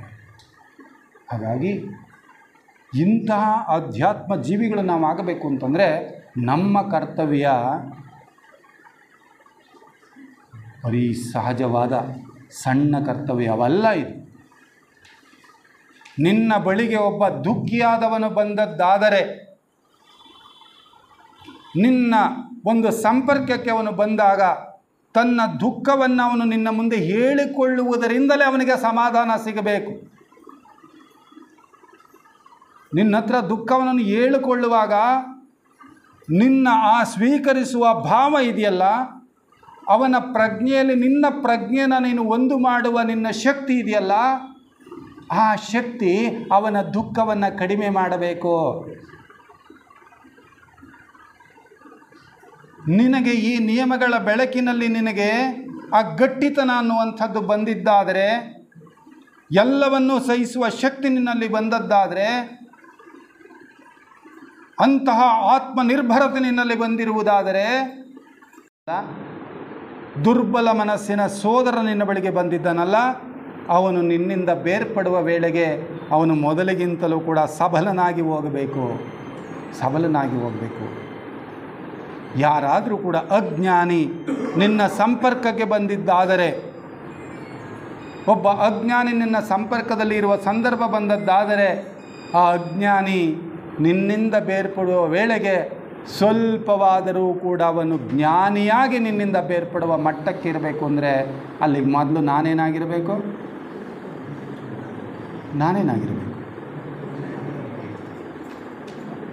ಪ್ರಪಂಚಕ್ಕೆ ನಾನೇನು ಕೊಡ್ತೀನಿ ಅಂದರೆ, ನಾನು ಏನಾಗಿದ್ದೇನೋ ಅದನ್ನಷ್ಟೇ ನಾನು ಪ್ರಪಂಚಕ್ಕೆ ಕೊಡೋದಕ್ಕೆ ಸಾಧ್ಯ. ನಾನು ಆಗಿಲ್ಲದೆ ಇರೋ ಯಾವುದನ್ನು ನಾನು ಪ್ರಪಂಚಕ್ಕೆ ಕೊಡೋಕ್ಕಾಗಲ್ಲ. ನಾನು ಸಮಾಧಾನಿಯಾಗಿದ್ದರೆ ಪ್ರಪಂಚಕ್ಕೂ ನಾನೇನು ಕೊಡ್ಬೋದು? ಸಮಾಧಾನ ಕೊಡ್ಬೋದು.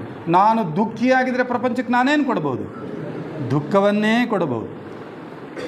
ನಾನೊಬ್ಬ ಕೋಪಿಷ್ಟನಾದರೆ ಪ್ರಪಂಚಕ್ಕೆ ಏನು ಕೊಡ್ಬೋದು? ಕೋಪವನ್ನೇ ಕೊಡ್ಬೋದು.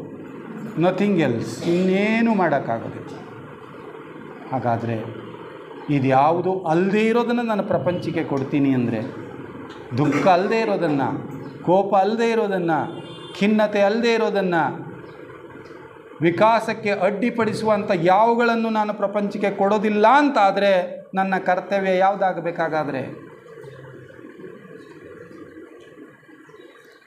ಅದನ್ನು ಬಿಟ್ಟುಬಿಡೋಣ. ನಮಗೆ ನಿಮಗೆ ಅಂತ ಹೇಳಲ್ಲ ನಾನು, ನಮಗೆ ಅಂತ ಹೇಳ್ಬಿಡ್ತೀನಿ. ಅದಕ್ಕೆ ಕರ್ತವ್ಯದ ಬಗ್ಗೆ ಗಂಭೀರವಾಗಿ ನಾವು ಚಿಂತನೆ ಮಾಡಬೇಕು. ಗಂಭೀರವಾದ ಚಿಂತನೆ ಇರಬೇಕು. ಅಷ್ಟಕ್ಕೆ ಬಿಟ್ಬಿಡ್ತೇನೆ. ಮುಂದೆ ದಿ ಲಾ ಆಫ್ ಸ್ಯಾಕ್ರಿಫೈಸ್, ತ್ಯಾಗದ ನಿಯಮ. The law of sacrifice. ಅದಕ್ಕೆ ಒಂದು ಉಪನಿಷತ್ನ ವಾಕ್ಯ ಬರ್ತದೆ, ತ್ಯಾಗೇನೈಕೇನ ಅಮೃತತ್ವ ಮಾನುಷಃ. ಸ್ಯಾಕ್ರಿಫೈಸ್ ಅನ್ನೋ ಪದ ಇದೆಯಲ್ಲ, ಆ ಪದದ್ದೇ ಒಂದು ವಿಶೇಷ. ಆ ಸ್ಯಾಕ್ರಿಫೈಸ್ ಅನ್ನೋ ಪದ ಸೇಕ್ರೆಡ್ ಅನ್ನೋ ಪದದಿಂದ ಬಂದಿರುವಂಥದ್ದು. ಸ್ಯಾಕ್ರಿಫೈಸ್ ಇದೆಯಲ್ಲ, ಆ ಪದ ಸೇಕ್ರೆಡ್ ಪದದಿಂದ ಬಂದಿರೋದು. ಸೇಕ್ರೆಡ್ ಅಂದ್ರೇನು? ಸೇಕ್ರೆಡ್ ಅಂದರೆ ಪವಿತ್ರ. ಪವಿತ್ರ, ಆ ಪವಿತ್ರ ಅನ್ನೋ ಪದದಿಂದ ಈ ಸ್ಯಾಕ್ರಿಫೈಸ್ ಅನ್ನೋ ಪದ ಬಂದಿರುವಂಥದ್ದು. ಅದರ ಮಹತ್ವ ಎಷ್ಟು ಅಂದರೆ, ತ್ಯಾಗೇನೈಕೇನ ಅಮೃತತ್ವ ಮಾನುಷಃ. ಈ ಇಡೀ ವಿಶ್ವದ ಸೃಷ್ಟಿಯಾಗಿದೆಯಲ್ಲ, ಈ ಇಡೀ ವಿಶ್ವದ ಸೃಷ್ಟಿಯೇ ತ್ಯಾಗದ ನಿಯಮದ ಮೇಲೆ ನಿಂತಿರುವಂತಹದ್ದು. ಇದೆಂಥ ಅದ್ಭುತವಾದ ತ್ಯಾಗ ಅಂದರೆ, ಭಗವಂತನಿಗೆ ಒಂದು ಇಚ್ಛೆ ಬಂತು, ನಾನು ಅನೇಕವಾಗಬೇಕು ಅಂತಕ್ಕಂಥ ಇಚ್ಛೆ. ಅದಕ್ಕೆ ಮೊದಲು ಭಗವಂತ ಹೆಂಗಿದ್ದ? ತಾನೇ ತಾನಾಗಿ ಸರ್ವ ಸ್ವತಂತ್ರನಾಗಿದ್ದ. ಅಂಥ ಭಗವಂತ ನಾನು ಅನೇಕವಾಗಬೇಕು ಅಂತ ಇಚ್ಛೆ ಬಂದ ತಕ್ಷಣ ಕೋಟಿ ರೂಪದಲ್ಲಿ ಹೊರ ಹೊಮ್ಮಿದ. ಇದನ್ನು ನಾವು ಅರ್ಥ ಮಾಡ್ಕೋಬೇಕು. ಆ ತಾನೇ ತಾನಾದಂಥ ಆ ಚೈತನ್ಯ ಈ ಉಪಾಧಿಗಳೊಳಗಡೆ ಸಿಗಾಕೊಳ್ತಾ ಬಂತಲ್ಲ, ಕೆಳಗಡೆಗೆ ಇಳಿತಾ ಇಳಿತಾ ಇಳಿತಾ, is this not a sacrifice? ಇದೊಂದು ಅದ್ಭುತವಾದ ತ್ಯಾಗ ಅಲ್ಲವೇ ಇದು? ಸರ್ವತಂತ್ರ ಸ್ವತಂತ್ರವಾಗಿದ್ದ ಪ್ರಜ್ಞೆ ಈ ಉಪಾಧಿ ಅನ್ನುವಂಥ ಜೈಲಿನೊಳಕ್ಕೆ ಪ್ರವೇಶ ಮಾಡ್ತಲ್ಲ, ಇದು ಮತ್ತೇನಿದು? ನಮ್ಮ ಒಳಗಡೆ ಇರೋದು ಭಗವಂತನ ಪ್ರಜ್ಞೆ.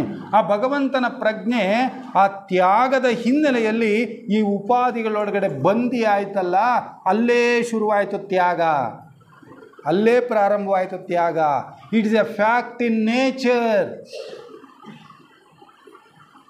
ತ್ಯಾಗವನ್ನು ನಾನು ಹೊಸದಾಗಿ ಕಲ್ಟಿವೇಟ್ ಮಾಡುವಂಥದ್ದಲ್ಲ, ಅದು ಪ್ರಕೃತಿನಲ್ಲಿ ಸಹಜವಾಗಿ ಇದ್ದುಬಿಟ್ಟಿದೆ ತ್ಯಾಗ. ಆದರೆ ಅದರ ಅರಿವು ನನಗೀಗ ಬರ್ತಾ ಇಲ್ಲ. ಅದಕ್ಕೆ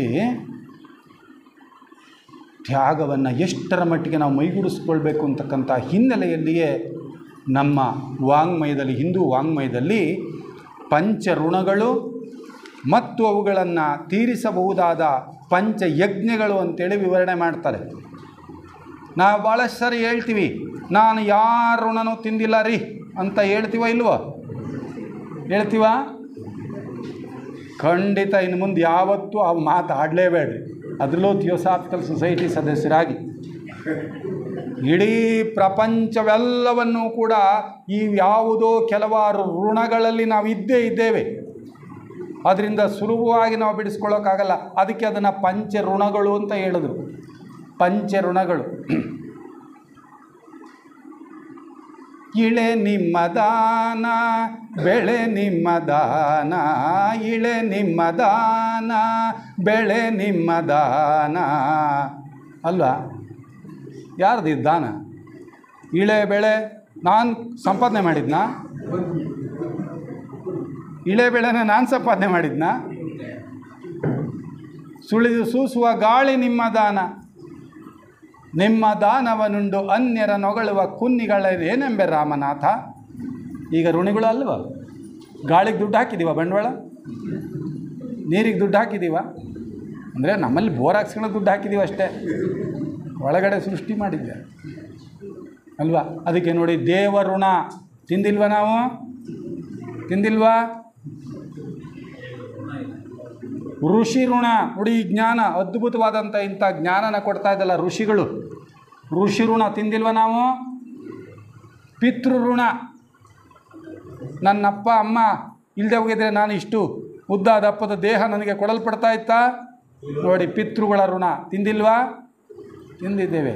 ಸಮಾಜದ ಋಣ, ಯಾರೋ ಕಟ್ಟಿಸಿರ್ತಾರೆ, ಏನೋ ಒಂದು ಬೋರ್ಡ್ ನೋಡಿ ಹಾಕಿರ್ತಾರೆ, ಯಾರೋ ಆ ಜಾಗನ ದಾನ ಕೊಟ್ಟಿರ್ತಾರೆ, ಇಂಥ ಹೆಸರಿನಲ್ಲಿ ಕಟ್ಟಿದ ಆಸ್ಪತ್ರೆ, ಇಂಥವ್ರ ಹೆಸರಿನಲ್ಲಿ ಪ್ರಾರಂಭವಾದ ಶಾಲೆ, ಯಾರೋ ಬಾವಿ ಕಟ್ಟಿಸಿರ್ತಾರೆ, ಕೆರೆ ಕಟ್ಟಿಸಿರ್ತಾರೆ, ಅದ್ರ ನೀರು ಕುಡಿದಿದ್ದೀವಿ ಅಂದರೆ ತಿಂದಿಲ್ವಾ ಸಮಾಜದ ಋಣ ನಾನು?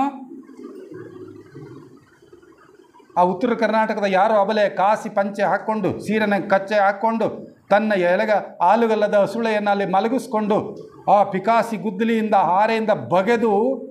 ಆ ಲೈನ್ ಹಾಕಿದ್ದಾರೆ. ಇಲ್ಲಿ ನಾನು ನನ್ನ ಮನೆಯಲ್ಲಿ ಕಾಲ ಮೇಲೆ ಕಾಲು ಹಾಕ್ಕೊಂಡು ಕೂತ್ಕೊಂಡು ನನ್ನ ಮಗನ ಹತ್ರ, ಹೊರದೇಶದಲ್ಲಿದ್ದ ನನ್ನ ಮಗಳ ಹತ್ರ ಮಾತನಾಡ್ತಾ ಇದ್ದೇನಲ್ಲ, ಅವಳ ಋಣ ನಾನು ತಿಂದಿಲ್ವಾ? ಅವಳ ಶ್ರಮದ ಬೆವರಿನ ಫಲವನ್ನು ನಾನು ಅನುಭವಿಸ್ತಾ ಇಲ್ವಾ? ಸೊ ಸಮಾಜ ಋಣ ತಿಂದಿಲ್ವಾ? ಭೂತ ಋಣ. ಹೂವಿನಿಂದ ಹೂವಿಗೆ ದುಂಬಿ ಹಾರಿತು, ದುಂಬಿ ಆಟ ಹೂವನ್ನು ಕಾಯಿ ಮಾಡಿತು, ಕಾಯಿ ಮಾಗಿ ಹಣ್ಣು ಆಗಿ ಬೀಜ ತಂದಿತು, 7 ಸ್ವರವು ಸೇರಿ ಸಂಗೀತವಾಯಿತು, 7 ಬಣ್ಣ ಸೇರಿ ಬಿಳಿಯ ಬಣ್ಣವಾಯಿತು. ನೋಡಿ, ಹೂವಿನಿಂದ ಹೂವಿಗೆ ದುಂಬಿ ಹಾರಿತು, ದುಂಬಿ ಆಟ ಹೂವನ್ನು ಕಾಯಿ ಮಾಡಿತು, ಕಾಯಿ ಮಾಗಿ ಹಣ್ಣು ಆಗಿ ಬೀಜ ತಂದಿತು. ಪ್ರಾಣಿಗಳು ಋಣ ತಿಂದಿಲ್ವಾ? ಈಗ ಹೇಳ್ರಿ, ನಾವು ಯಾರ ಋಣದಾಗೂ ಬಿದ್ದಿಲ್ಲ ಅಂತ ಹೇಳೋ ಎದಗಾರಿಕೆಯನ್ನು ಮುಂದೆ ನಮಗೆ ಸಾಧ್ಯವಾ? ಪಂಚಋಣಗಳನ್ನು ನಾವು ತಿಂದಿದ್ದೇವೆ. ಆದರೆ ಏನು ಮಾಡಬೇಕಪ್ಪ ಅಂದರೆ, ಕನಿಷ್ಠ ಆ ಋಣಗಳನ್ನು ತೀರಿಸುವುದಕ್ಕೆ ನಮಗೊಂದು ಮಾರ್ಗ ಕೊಟ್ಟಿದ್ದಾರೆ. ಅದನ್ನು ಪಂಚಯಜ್ಞಗಳು ಅಂತ ಹೇಳಿದ್ರು. ಪಂಚಯಜ್ಞಗಳು. ಅದಕ್ಕೆ ನಾವು ಆ ದೇವ ಋಣವನ್ನು ತೀರಿಸಲಿಕ್ಕೆ ಪೂಜೆ ಪುನಸ್ಕಾರಗಳನ್ನ ಮಾಡ್ತೀವಿ. ಋಷಿ ಋಣವನ್ನು ತೀರಿಸಬೇಕು ಅಂತೇಳಿದ್ರೆ, ನಾನು ಜ್ಞಾನವನ್ನು ಪಡ್ಕೊಳ್ಳೋದಷ್ಟೇ ಅಲ್ಲ, ಜ್ಞಾನವನ್ನು ಮತ್ತೆ ನಾನೇನು ಮಾಡಬೇಕು? ಹಂಚಬೇಕು. ಅದ್ರ ಮೂಲಕ ಆ ಋಷಿ ಋಣವನ್ನು ತೀರಿಸಬೇಕು. ಪಿತೃ ಋಣ.